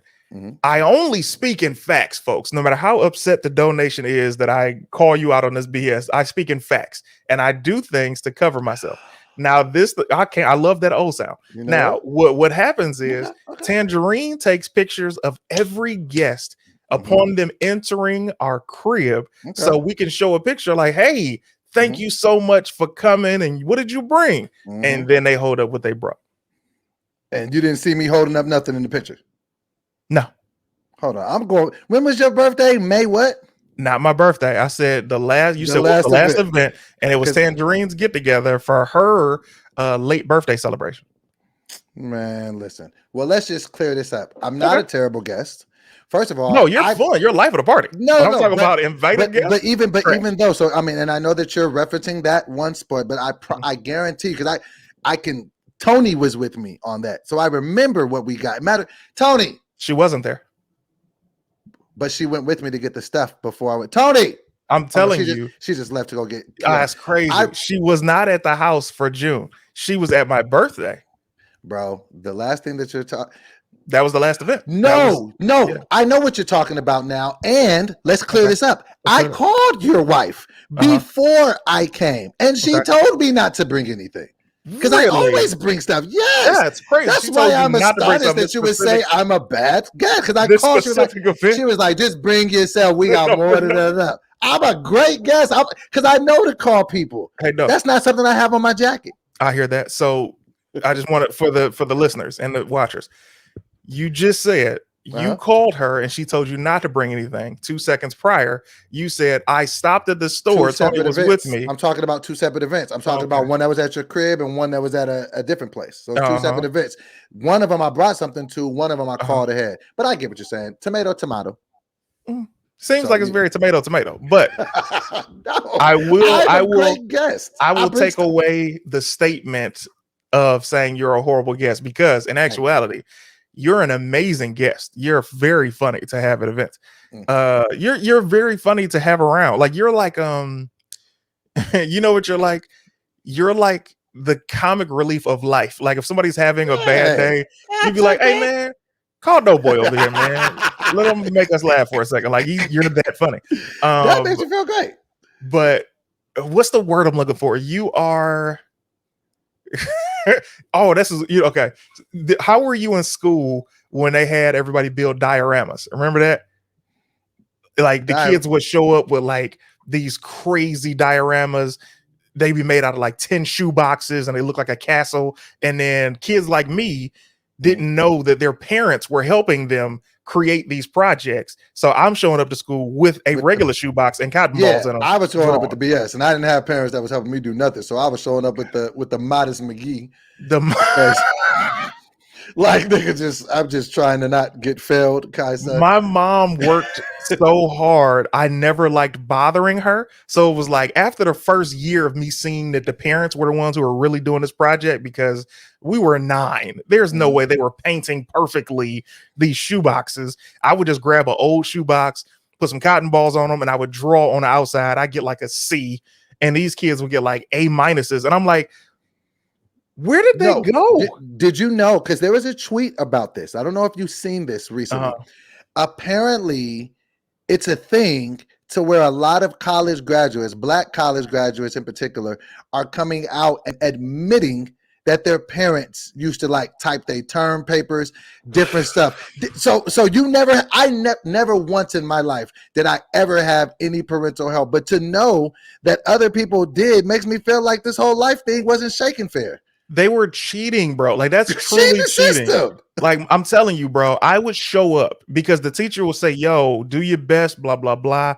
I would get to class and I had worked on I remember one time my mom offered to help me. I was like, no, I got it. Like this is going to be fire. Right. Mhm. I was about to say my sister's name. My sister offered to help me. I was like, no, I got it. I got a vision and I'm about to do it.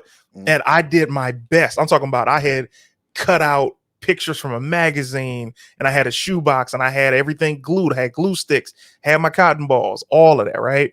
I get to school and I saw kids who had built a castle. I saw kids who had built a volcano with paper mache and they had the soda and they had all of the special effects stuff. And then I saw just so many different projects that they could not have created on their own. And it makes you feel dumb. It did. And you know the irony about that too.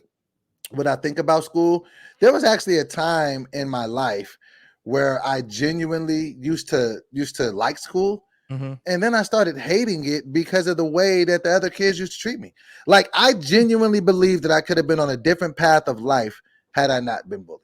Because I started to grow a negative association with school. So like between kindergarten and like 5th grade, it's like a straight A student. I was good. Yeah. Everything was fine. That's when I started getting big though. So then actually I was 100 pounds at 3rd grade. So maybe I'm fudging the numbers. But so I don't know how much kids are supposed to be when they're in 3rd grade, but I doubt it's 100 pounds. Not 100. So, you know, and then once I started getting picked on, like I had a negative connotation with school. It's just crazy that I used to like to read. I used to like to do math. And then I was just like, man, F this whole school situation because of how kids. Let's get into that bullying in 2 seconds. Mm-hmm. Now, in school, first of all, I will apologize that we grew up in 2 different decades and that we are 6 years apart. That's still a different decade as far as time is concerned in school, bro. I'm sorry we grew up in 2 different decades where I couldn't have been your friend in California and you couldn't have been mine in Detroit. However, when we talk about the bullying, because I have an impression of what you mean by the bullying, but how were you bullied? I got bullied in a way where it was different. And I'll give you one of the situations I got bullied by a teacher. I'll tell you that story. Christ. I'll tell you that in a second. But I got bullied because I used to talk a lot and I used to joke a lot. And I was just me, this guy, you know, and so I was annoying and I get that, but I was a kid. Like I didn't know, like, you know what I'm saying? So I'm always trying to impress people, make people laugh. So I used to get picked on for my weight. And the weird thing was I used to get picked on by this kid named James Smalley, and he was way smaller than me, and I was way bigger than him, and I never understood why I used to run from him. It was a whole thing, but because he was in your head. He was in my head, right? So fast forward, when I was in middle school, this teacher used to hate me. And I don't even want to say her name because I don't want her name. I don't want us to get sued. So I would leave her name. Well, apparently James is the one who has the great legal dispute. Go ahead. I would just say her name. No, okay, I would just not say her name because this is a true story. This happened to me. Her name was Miss Medeiros, right? This happened. I was in school, whatever. And I know I used to get on her nerves because she used to bullied by a girl.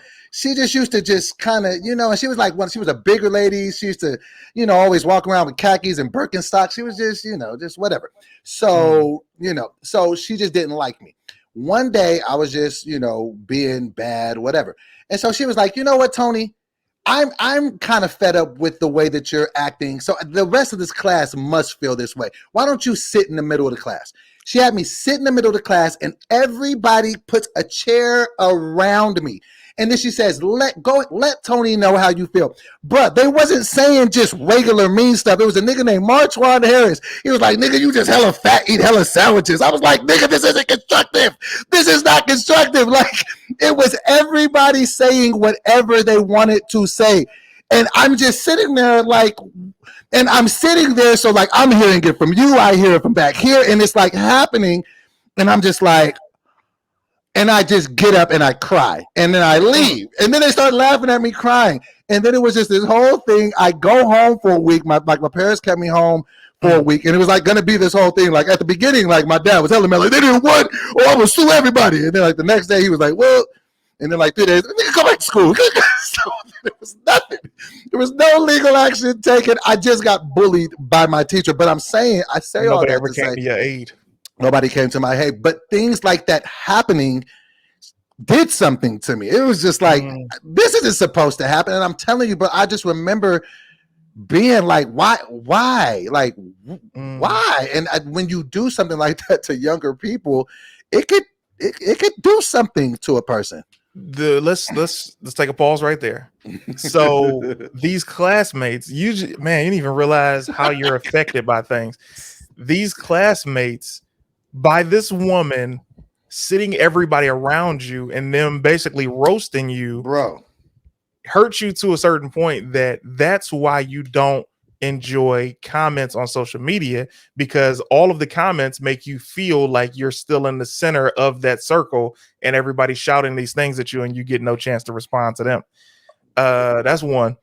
Two, it's very unfortunate that this teacher took that stance, because teachers are much like doctors and nurses, where it's like you can have to like to do no harm. Like, what about protecting children? And I get some kids are jerks, but it's like you go to the extent of that. Like, she traumatized you. How old were you? Bro, I was in middle school. I was in 8th grade. So you were 12. I was 12 or 13, either 12 or 13. And I was already going through stuff in life, like stuff at home was just personal, yeah, terrible. So I just remember just being like, the 70s were a I different hate time.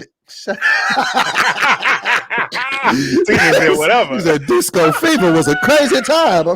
John Travolta set the world on fire. But nah, I'm telling you, bro. I'm telling you, man. I had different types of bully. I think I told you about the fat bully that used to chase me home, and we used to stop and take breaks and walk. Like, it's so funny that two fat kids, yeah, one fat kid will bully another fat kid instead of y'all just like being friends. Because I was a jerk. Let me not take the onus off. Not the onus. Let me not take the onus off of me. Let's say the right way. Let me not take the onus off of me. I was a jerk. Me and my boy Justin used to pick on this kid, and he was bigger than us, but he didn't realize, much like me in the James situation, like he was bigger than us, but we used to pick on him. And then one day he went to like juvenile hall or something and came back a different guy. And came back tough. And he never forgot how we treated him. And he just tormented us until he moved. So, as he should, because y'all deserve that one. But the James dude, you just said you deserved it. Y'all bullied him because you were bullied. Yeah, hurt people. And it was crazy too, because the James Smalley dude, he bullied me because I had bet on the Super Bowl and I lost, and I owed him $20, and I just didn't have the bet. He used to chase me home from school. So you never learned your lesson from that on the betting, because you were betting these mass amounts of money as a kid, not even having the money to hedge your own bet. Didn't even have it. But I figured he was little. He was so little. I was like, he's just a little guy. What will he do? And then I just knew it was that year that the Bills kept losing. This is really showing my age. The Bills kept losing. I was like, the Bills got to win one now.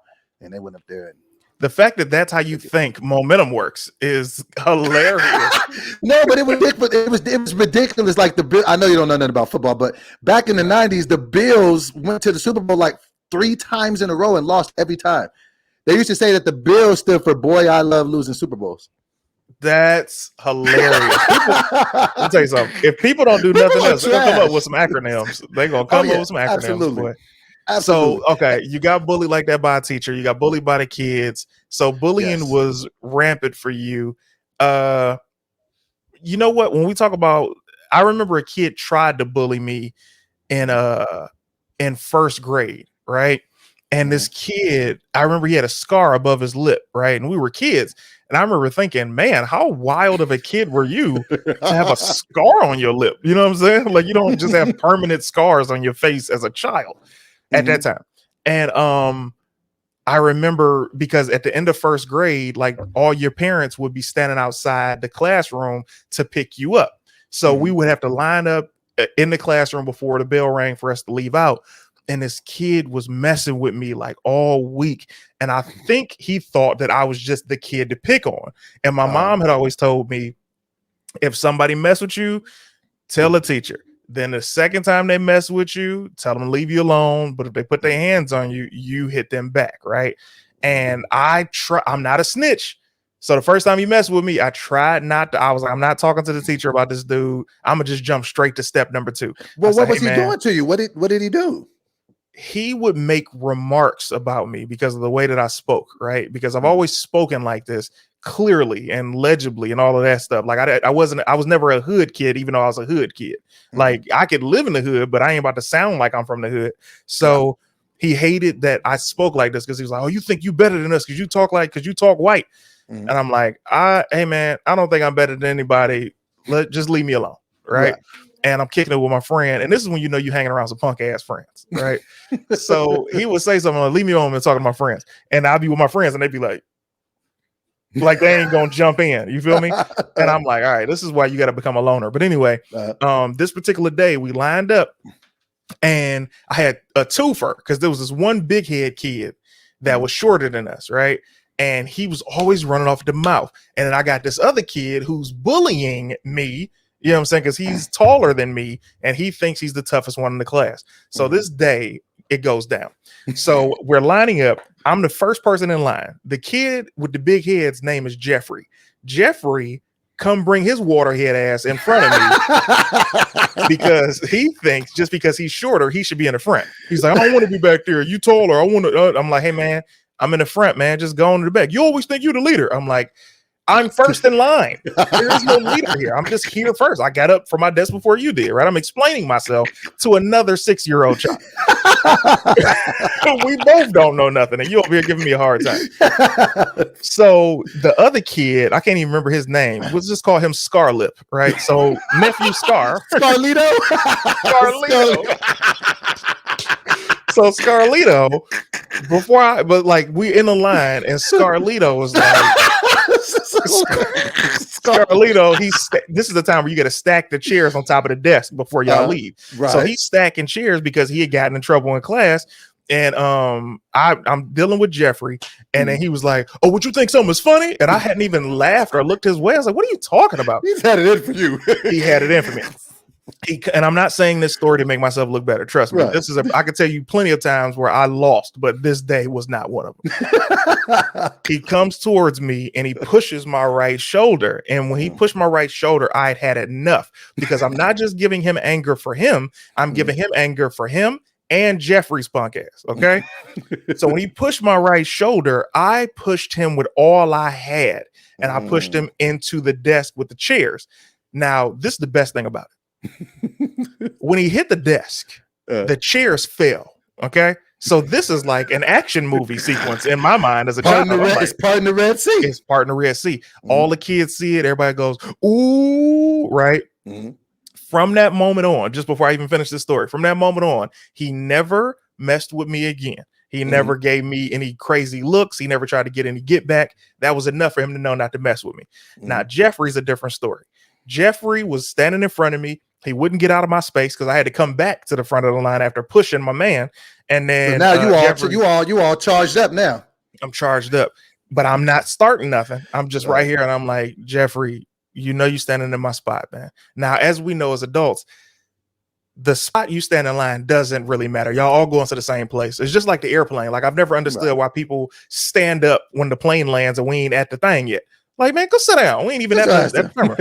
So we're standing there and I'm like, Jeffrey, you know, this is my space, man. And he's like, shut up. And I don't know if you know, but even to this day, shut up said the right way sounds like a curse word, isn't it? It's almost like you're saying shut the F up. So he's like, shut up. And it was something about that shut up though, boy, that I just could not take in that moment. He had a big head. I took his head and I pushed it directly on the door. Like it was like that, right? Hit his head on the door and he was like, ow. And then he turned around. And this is before kids were like fist fighting. So we wrestling, right? He grabbed me, I grabbed him. We wrestled to the ground. The doors open because the bell rang and it was a kid who really wanted to get home. So he ain't had no time to watch this fight. He opened the door. So we roll outside of the door. I see my mama in between one of the rows. I'm like, oh, my mama over there. So as I see my mama, we fighting. I punch him in the chest and then I grab his head and I hit it on the floor because he had a big head, bro. Like I'm talking little about nigga, CT. You trying to take this man out the game. It's not a was. I still am that person, but I have more sense because I'm an adult. So I bang his head on the floor. And when I bang his head on the floor, He says, "Ow!" again. You got that right out. Yeah, this is not supposed to feel good, Jeffrey. You disrespected me. So they finally break us up. We both get suspended. I think I get suspended for like 2 weeks. He gets suspended for a week. Jesus, in kindergarten? Yeah, and that taught me because just because he had the mouth and he started it, I put my hands on him first. So that goes back to my mom saying if somebody puts their hands on you, then you hit them back. So from that point, I never threw the first punch again. See, I always got yeah. off first. See, and that's the thing. Like, I grew up in a weird dynamic because I got an older sister, so I used to get bullied at the house by her. She had them hands. Cold Then the messed up part was I used to get bullied in the streets. This is like young. I figured it out around 8th grade. Like 9th grade, it was like, okay, we're going toes. But up until then, it was a lot of L's. And so it was tough because people knew in the neighborhood, if you mess with me, you got to fight my sister. Like, that's even more embarrassing than just getting beat up on your old accord. Yeah. Like, so she would pull up on a lot of people and take my face. So that was just, I know you think I'm tough, but I didn't grow up in a tough way. Like, I know you hearing these things, you can't even, you're like, no, not Doe. He's a man's man. He'll knock everybody out. I know that's what you think. Okay. But there was a time where things were different for me, young CT. You know what's funny? And I'll tell the people this, man. It'd be so funny when you're around Doughboy because Doughboy knows how to box. Like, he says this often. You can see it. And I've often told Doughboy, I'm like, I don't box. You would beat me 80 times of the week in boxing because the way you hold yourself, like we were around each other maybe like a week ago and you start doing those little things like when you're boxing. And I was like, oh, got it. Like, you're okay. This is the boxing thing. This is it's cute. It's adorable. No, I would never disrespect your skills. It's not cute. It's not adorable. I know that you know what you're doing. But when I see people shadow boxing and doing that stuff, my first thought is how to disarm that. And I was just like, because there is a way. And I was like, oh man, this Doughboy guy is a card. You understand me? Because I know you can box. I've seen the videos. I've seen the work that you do. I know what you possess, Doughboy. And I also know that a lot of times when you shadow box, you're reliving these times in school. I think that's the only reason I learned how to fight, because I got my ass kicked as a kid. I was just like, not today though. Like, I'm a grown up. This isn't gonna happen. I gotta stand up for me. But the messed up thing about it is when you hitting them pads don't hit you back, and it's all cute until someone punches you in your face. And I'm telling you, bro, that's. Have you ever got hit right here? I'll never forget. It was a kid named Michael Kahui. Michael Kahui Whiter. I fought him in 6th grade. And this is when I learned to not have compassion during a fight, because I was set up, and you know what I'm saying? Like, you know, you ever fake somebody with the jab and they bite on the jab and then you just come. So I caught him flush. Boom! Hit him right here. Yeah. But then, like, you ever hit, like, but like I'm still a kid, so like I hit him, I was just like, oh, like, you know, I was like, oh. Yeah. And then that's when he just kind of recovered, and then he hit me, and I'm telling you, felt like somebody took my picture. It was just like and then he got that one. It was just, I'm telling you, it was just one of those ones where you chew after and you can hear yourself chewing. No, it's like you can hear it grinding. Wow. Like I haven't been in a fight. When was your last fight? I haven't been in one since I was 19. Fight. The last fight time you traded hands. The last fight that was documented on file was 10th grade. But the last time that I practiced fighting was about a month ago. Practice? What happened? I don't want to get into that. You're not just gonna scooch past practice. You don't practice fighting. How'd you practice? You do practice fighting. And so you were in your room and you was looking like Cuba Gooding Jr. and Boys in the Hood after the cops harassed him.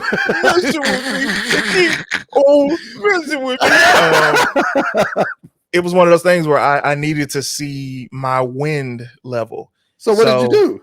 I started throwing punches and yeah. Anyway, there was one time. Well, you know what? I say 10th grade, but Tangerine fought me like 2 years ago. And Tangerine looked like she got them hands. Let me tell you something. Tangerine fought. We got into a fight, and Tangerine caught me in the jaw You got to clear these things up when you say these. Like, what? Give us a little Nothing. context. Man, she Y'all was. got into a fight. She punched you in your job. Listen, man. I was about to literally say what verbatim happened. We got into a fight, and she caught me with the coldest jab. Let me put it like this: she caught. This is why I don't put past. This is why I don't put nothing past nobody. Mm. We were fighting, and when I opened myself up, and she caught me in the jaw, and when she caught me in the jaw, Doughboy, I couldn't. The only move I could do was to fall. Like it was like, You know, there's a nerve that's in your. There's a and nerve I that's in your fell chin. forward. There's a nerve that's in your chin that's connected to your legs. And let me tell you something. That thing touched it. connected to both legs, and I'm talking about like it was like bink. And when that bink went here, I was in a state of shock. She dropped you. She didn't drop me to the ground. I caught myself before I hit the ground. But first of all, God bless my baby, because when she caught me in the jaw, she knew she caught me. I buckled, and she gave me enough time to recover. Like it was like, hold on a second. Now, Now get yourself get yourself together. Who I got else some up more here? for you. You called your sister? Like it was one of those. So from that moment, that was the last. But like, you know, first of all, I would never catch her with a closed hand anywhere. Right. Of course. But the way she caught, and it wasn't what she did. What's funny about her catching me with the jab is it was second nature for her. It wasn't like she wasn't standing in front of me with her fists up. You feel me? It was like we got to this fight and I moved a certain direction and it was natural. Oh yeah, she got that footwork. She got that footwork. She know how to. I was like, she had that head work for you. I was doing this for 20 minutes. Oh no, it's not. But see, that's the thing though. Like, even though I be going and boxing everything, like, yeah, I don't want to get into no fight. Like, I be seeing these cats on World Star. Nothing about getting into a fight interests me. I be like, what did they do to you? You just met this person 20 minutes ago. Now you're doing all, like. I have no problem getting into a fight, but I need to have a conversation with whoever I'm fighting. I need to be like, look, man. Yeah, because a lot of these niggas ain't fighting fair. Let me talk to you, man. I'm an actor. So this is number one. Number two, hey man, no phones around. That's what I said. We could go fight until we can't fight no more. No phones around, bro. Because I'm not about to be on that internet. You understand me? Sometimes you gotta like put it off together in your head. Like sometimes you got to size a person up. Like I've sized people up before and just been like, it ain't really worth it. Like we could just, you know what? It's the level of anger. Disagree. We could just. It's the level of anger. If I can't, okay, like you remember the interview, Bronze Bomber. What's his name? Deontay Wilder. Deontay Wilder. Blessings to you, brother. Please know I have I don't be remembering names. Deontay Wilder did an interview where to this day, when he got that angry, I said nobody wants to fight him right now. Right. You gotta wait till he calms down. But I'll tell you the person that you don't want to fight. Sure. The person that agrees to it too fast. Hey man, you want to? Yeah, let's go outside. Yeah, I didn't even finish my sentence, brother. Quiet people are the best fighters. The smallest dog always bark the loudest. But I've seen and maybe that's where my fear of James Smalley back in the day. Like I've seen some small dudes get down. Like matter of fact, the last dude I fought. I want to say when I fought him, I was maybe 260. He was maybe 150. And he caught me like flush. I mean, I beat him. I got him, but he caught me. I ended up getting hit in the head. To me, bro. Yeah, I ended up getting hit in the head with a Hennessy bottle in that bottle. But, you know, who just had a Hennessy bottle around? Well, it was somebody else. So me and him was fighting, and I ended up getting him on the ground. And so I was getting ready to, really. And then one of his homeboys ran in, which was one of my homeboys too. I'm like, I'm your friend too, nigga. And I remember seeing his hand go up, and I'm like, okay, he's gonna hit me, but I'm still hitting this boy. I'm like, okay, he's gonna hit me. And I remember when he hit me, I was like, that nigga got the hand of God, because I thought he hit me with his fist. And then I seen something glimmer in the air and go up. And then I could see it was a bottle. Then luckily one of my boys was there. Then he jumped on dude. And luckily your other boy was there. He didn't see him grabbing the bottle. Well, no, because he just ran out and nobody knew he had a bottle. What they probably should have done, like he just ran into the frame and hit me. By the time my boy could see, Then he was like, oh, then he ran out, and before he could read, because if he would have got me with that second one, because I was concussed after the first one. That's when your eyes get real. Yeah. I used to live a I crazy watch life. wrestling. I know what a concussion is, but geez, Louis. Here's the thing about fighting, bro. One, I am a little too popular to be fighting anybody anymore. Let me tell you something. If somebody even makes me feel like there's going to be a discrepancy, I will sue you. Like, there is no, don't get it twisted. Forget all these little jokes that you done heard. Forget about the size of my body. You will be getting sued. I don't care about no street code when it comes to my well-being. You are going to jail. You're going to jail, and you can tell your boys how much of a punk I am as they're getting your bail. You understand? I feel like the when you get to a certain age, I feel like if you're still fighting, you haven't grown up. Over 26, your problem solving skills are trash. Like, even if you're going up to 26, you still kind of, you know what I'm saying? That's why when I see these people in their 30s and you're out of the club fighting, I'm like, hey, I guess you just haven't really figured life all the way Also, out. you need to know the people that you're fighting. If you're fighting somebody that is in great shape, you might as well find a common ground, because their wind is better than yours. And people don't think about wind when they're getting angry at each other. I would tell the story because I've been debating. I've been going back and forth in my mind if I want to tell the story. I'll tell the story. And it's like, because I didn't have the better end of it, but I don't care. It was what it was. Okay. I got to it with with my roommates one time. One time. And I remember it was right. And it was right when I had booked Wildin' Out. And I'm sitting there thinking, like, we could possibly go to blows. Like, it was just heated. It was an argument. And I was just like, I don't want to. Was this the tall one? It was Donovan. No, it's Donovan. I'll say it was. It was me and Donovan got into it. But if you know Donovan, I'm just like, I don't know. Like, nothing happened. Like, no punches were thrown, so it was cool.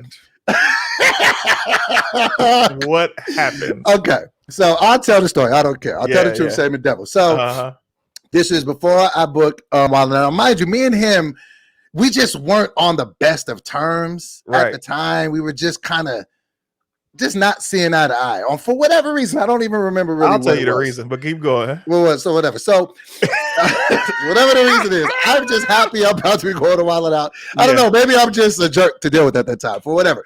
So I remember because James was still living down here at the time. So me and him was out rolling. And I remember talking to him. And so I'm talking to James as we drive. I'm like, yeah, man, you know what I'm saying? Like, I don't really like how that situation's going. We're going to see how it play out. But I'm just talking. I'm just like, nothing's going to happen. And so I remember going back. And so you remember how my old apartment used to be. So I'm in my room. Me and him are in there. And me and James are talking. And Donovan and a chick was on the couch.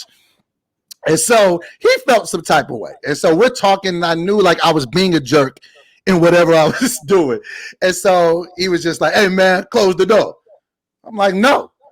And so then it like becomes pretentious, and it's like becomes this face-to-face showdown. And mind you, his knee was hurt at the time. So in my mind, I'm like, I probably got the, but at the same time, if you know, dog, like the nigga's a dog, he's no sucker. So I'm really thinking of it like, even with his bum knee, I don't know if I got, and I'm like, I got to get on a plane in 2 days.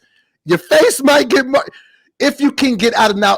Grown man rules is always going to apply. So if somebody would have took flight, we just was going to have to fight. But cooler heads prevailed. But it was an argument. We was in each other's faces, and then it was just like, I ain't gonna lie. There was one of the times I was just like, nah, like I just like nah. Like I just didn't want it. Like, and maybe like, nah, we don't have. But shout out my guy, and that's my bro. We've been friends for years. Like he didn't even hit me next day. Like, don't even know. Like, so it was definitely cool. But it was just one like, because I feel like, and the reason for me telling this story, I can tell a story about that and laugh about it because I don't have an ego about it. I'm not telling. I think if a lot of people could understand, you know what I mean? Because like I'm much like you in that way. If we fight for real, we probably not going back to the way that we was cool. You know what I'm saying? Unless it's just we're gonna go outside and box. Like I'm not really at that. So I can't separate.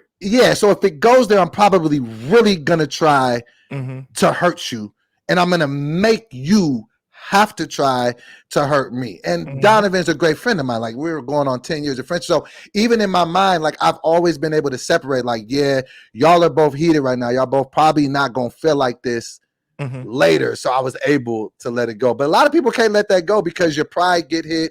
You feel like somebody's coming for you. If there was just ever, like, we got to go. If there was ever a time that you could have beat him, it would have been. And I thought that. I was like, if you just push him, I was like, you can just rush him in the shower. But he had a look at his face. I didn't know if I could. Because that'll let you know what nigga believe. And it was a girl around. Bro, and you already know I'll never forget. He stood up and he like pulled his pants up. I was just like, yeah. And I'm huge at the time. I'm 450. Yeah. He's 190, so I got the weight. He's on a bad leg, and I'm thinking 450. He was 190, but he was 190 solid and muscle. And you like that's military background. Like he was in the military, and you already know he trained to go. So I'm pretty sure he trained to fight on a bum leg. So I was just like, tell you something, boy, that was the smartest decision. And we're still friends to this day. He's a great guy. We probably still would have been friends if we probably still would have been friends even if we would have fought. I'm glad we didn't. Yeah, I wouldn't have. That's not how Donovan operates. You would have never spoken. Jokes we used to have about that nigga just being a whole assassin. Never knew where he got the rent from, but he was never late. Are you ready for this, bro? I said to Tedry the other day, I said, listen, man, because Donovan came over after you left Tuesday. Mm-hmm. I said, listen, man, I love Donovan. Donovan is family. Like, he's been my friend since I've been in LA. Legit. Like, his Hell Date days, since he was on Hell Date and I got to town, friends. I say, listen, man, Donovan has a new place. I'm happy for him, but the world just opened back up. Just hear me out. I said, how is he making money, bro? That's the first thing I said, because you can't tell me that you on tour and I don't see no flyers. That's number one. Number two, I ain't never seen Donovan in the same outfit. Never. I also have never seen Donovan be on his phone as if he's selling drugs. You feel me? So I'm like, how is this brother? I'm not trying to be in his pockets, but I'm like, how are you making money? We were roommates for about 5-6 years. Yeah. I'll never forget. One time he came and paid his rent. He just threw a satchel of foreign currency. It was from Czechoslovakia or something. I just looked it up, but it paid his rent for 6 months. I don't know where he gets his money from, but the one time he always gonna have him some money. Always. And he ain't never late paying no bills. Never late. The one time he told me how he paid for something, he had booked a web series with Danny Trejo. You know, Machete, right? Machete. And he came back and he had bought that was it a Suburban or something? Yes. It was like a Chevy something. Big truck. Yeah. And I was like, yo, how did you just get a truck? And he was like, oh man, I took all the money that I just made on that show and bought it. And I was like, congratulations. I get it, right? From that point on, the web series did not do a season 2. So I was like, how?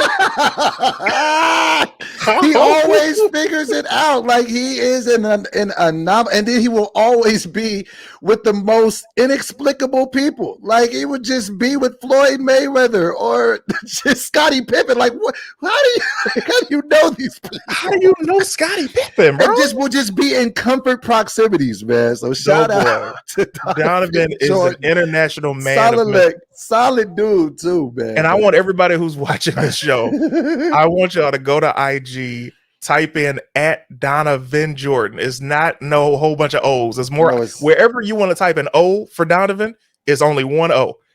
Type the O and it's 2 I's in that thing. So Donovan Jordan. No O's in it. Oh yeah, just the O, just the one O, the first O. Yeah, Donovan Jordan. Shout out to him. And man, you know we got to be comfortable. If I tell that story, I love Donovan. That's my guy, though, man. Shout out. I would never fight him though, because let's say he wasn't solid muscle. And on a good leg, I mean, he would have to do something very disrespectful for me to sign up for that fight. Because I didn't seen him get in. Like, I didn't seen other people upset him, and I didn't seen the look at his face and like, Yeah. I'd be like, oh, he he won it all. He gonna Bro, go. Donovan, He his gonna go. wind, Oh yeah, his wind oh yeah, it's is strong. great. The Let me niggas tell you running something. the niggas running 8-minute miles. I'm not trying to fight a nigga running 8-minute miles. I don't want to fight you if you're running a mile. Let's just start. I don't care how long it An takes. 8-minute mile.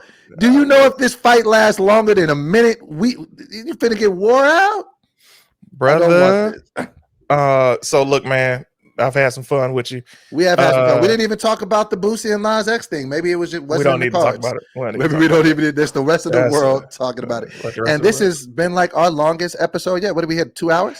Yeah, it'll be 2 hours in a second. So here's the thing, man. Okay. Chicago, November 14th, 2 Huh. shows. I love that y'all are getting y'all tickets. I appreciate it. Keep getting your tickets. Come up in there. We got some seats left. Baltimore Comedy Factory, day before Thanksgiving. We up in that thing. We celebrating. We're gonna bring in our gratitude day together. 2 shows. Both the links are in my bio. If you ask what the bio is, it's right under the description of this video. And if you don't, I got links everywhere. You know how to find something if you want to find it. Doughboy, what you got coming up, man? What you want to tell Oh the people man, about? same thing. I'm gonna be at I'll be at the J Spot coming up on the 30th. You guys will see me there. I'll be at the 8 o'clock show. And just check my Instagram. I'm always posting whenever I got shows. I'm really building this set that I'm really proud of, and I think you guys will be you guys won't be let down. You ain't asking no questions, are you? Pull out. Nah, I'm cutting all that out, and I'm Thank really writing my God. jokes out. I think you'd be proud of me, man. Hey, anybody like Saturdays? Oh, you like Saturdays? I knew because I can tell. Yeah, because I like Saturdays, but you like Thursdays? Okay, cool. Well, you a Wednesday guy. Well, here's the thing. The reason I like Saturdays, like, damn, Let me ask you one thing, and I know you're in a rush. Do you have 2 more seconds for me or no? I'm not in a rush. Go ahead. Oh, it felt like it. Okay, this happened to me. Yeah, it did feel This like happened to me. This happened to me good last Saturday, right? I was Uh-huh. on the show with Precious. Shout out to Precious, and we was both at the. We can talk about Precious. Go ahead. Oh yeah. So I had to follow her. So we was on the show at J Spot a couple Saturday ago. And when I tell you, she went up there and just burned it down. And I had to go after her. I was supposed to go before her, but then something changed and she had to go before me. What advice would you have to comedians following someone who has just destroyed? Like, because I felt like I didn't ride the wave. I didn't really acknowledge. I'm like, oh, shout out to Precious, and then I try to just go straight into to the material. They didn't want it. They were just, it almost felt forced. Is there any tips that you got to make that wave kind of come down a little bit, and then maybe you hop into it a little bit better?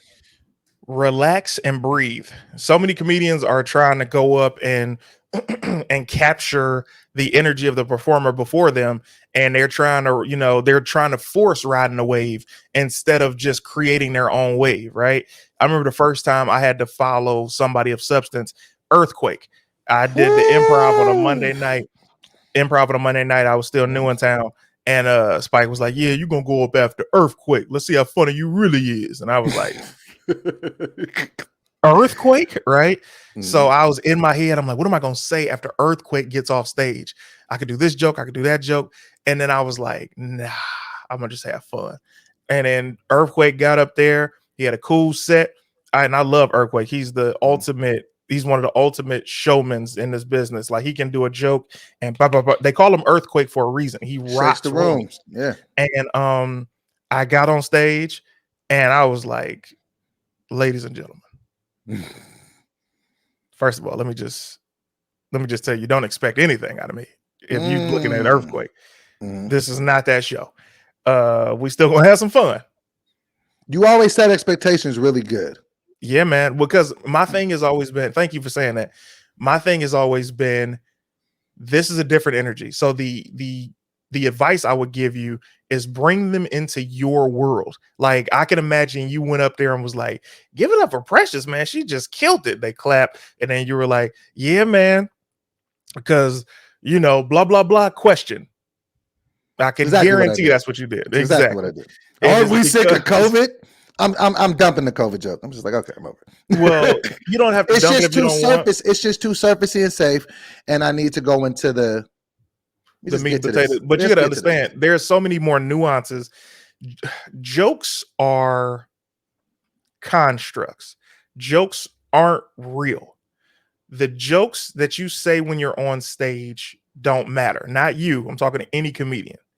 The thing audiences crave is you, right? And that doesn't mean an icebreaker joke. That doesn't mean you acknowledging something that they might have been thinking.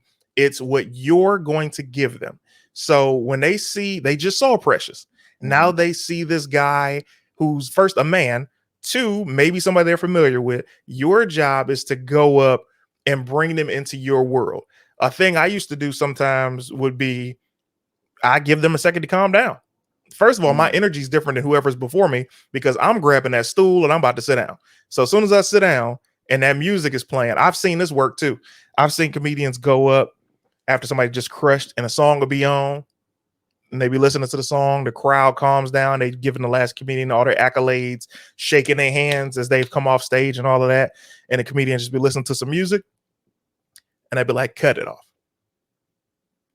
Give it up for such and such. You know what? Play that again. Bam. Now you're resetting the like there are so many different tricks to reset a room. And also there's a way that you can ride the wave. You can ride the wave by maybe they had a couple bits in their set that you have in yours. So now you start going into those bits. Like if she talked about being single and how men ain't worth nothing, then you go up there and be like, she talk about men ain't worth. Let me tell y'all something. Now the crowd's like, what's his thoughts on this? You get what I'm saying? There are so many different tricks of the trade. But like I said, Chicago, 2 shows, November 14th, Baltimore, 11/24. So, but it just comes with you being comfortable within yourself. They want to see you. You can never do what the performer did before you. I went up after Kevin Hart one time, and I was like, yo, man, and I big dogged him. Like I got nothing but love for Kevin Hart, but I big dogged him. Like he came off stage and I was like, hey man, give it up for Kevin Hart, man. That's so dope, dude. This brother's reached the level he's on and still came to perform here at the Comedy Store on a Tuesday. That's dope, dude. And I'm happy for everything that brother's doing. Make some noise for him. Now, then reset it, then boom, then not only have I reset it, but I've shown you that I'm not somebody that's in awe of somebody. I've shown you that, hey, I'm about to get this dude his props, but I'm holding his microphone now. So let's get into what I want to talk about. Like there are so many different things, but the one thing you never want to do is be nervous in it. That's what I'm learning, man. And these reps are definitely helping, man. So I'm definitely getting them out there, man. And you said like she was mild. Let me tell you how it affected her. I looked at her, she posted like a picture or something, right? And she said it was a picture of her out of town. She had makeup and everything on, bent over, clear heels, all of the things, all the things. And she said, mild wear, Doughboy. For her to have posted that picture, let you know it affected her. I'm living rent free in her head, and she knows it. But yes, man, I have been your boy Doughboy. As if she was a sauce. Hot. Mild. At best. Oh my gosh, she's your lady. Ladies and gentlemen, CT is dope. What imparting words would you like to say to the people who are going to be commenting on this video, Doughboy? Handle your business. Don't let your business handle you. That my senior quote. No sense. That was my senior quote in high school, nigga. Handle your business. Don't let your business handle you. That was also the 4th N-bomb you to drop today. You said, handle your business. Don't let it handle you. So you flipped the Players Club quote. I said, this. I graduated in 97. Look what year that movie came out. What year did it come out? Let's look it up. Come on, look it up. The streets been knowing, bro. The streets been knowing. Because it better be. I graduated in 97, Playboy. Okay. Graduated in 97. Players Club came out in 98. Ooh. So I was already setting the game. They stole from you. It was digging in my crates. Pause. That was a hella pause. that was so pause. They done stopped the game. Like we haven't gone out to eat lately, man. What's going on with that? You got the vid, unless we find out you don't. That's number 1. Got that Coco 19. Number 2, yeah, man, we can hang out. If you get everything back tomorrow, did you send it in like you're supposed to? No, you didn't. So, I feel like I feel fine, but that I'll send it on. I'm part of the problem. You are part of the problem. We could hang out like Wednesday if you know. All you have to do is go get the test. You don't even need to wait to mail it off. Yeah, I think that was all. I need to go to one of the places where I could just do You it. still there. not gonna do it. Who are we Even though I'm pretty sure I'm good. Yeah, everybody's pretty sure. You still ain't gonna go do it. But so you're not gonna do it though, boy. You don't want to go out and eat. I'm chilling. I want to go watch a movie. Oh yeah. What movies are out? You just want to watch a movie. Don't even know what's out. I just want to go. I literally haven't been in a movie theater. I can't tell you the last movie that I've seen in the theater. I think the last movie I seen was with y'all. Didn't we go see a movie not too long ago? Yeah, we went to see a movie not too long ago. I need to go see something else. Let's go see something. It was probably Nobody, and that came out in March or April. I gotta go see. Have you been watching You? Oh yeah, we're on episode 2. I can't watch it without her. And it's just a little dragger for me. I'm watching it, but I'm just like, oh. Let me tell you something. The end of that first episode, I'm like, I'm right back in because it was a slow first episode. It was. Woo! The end of that thing. I said, oh, it's like that. We'll finish it up if you can before the next episode, and we'll rock. I would love to, but we'll see what happens. So yeah, ladies and gentlemen, the Just Us League. See y'all.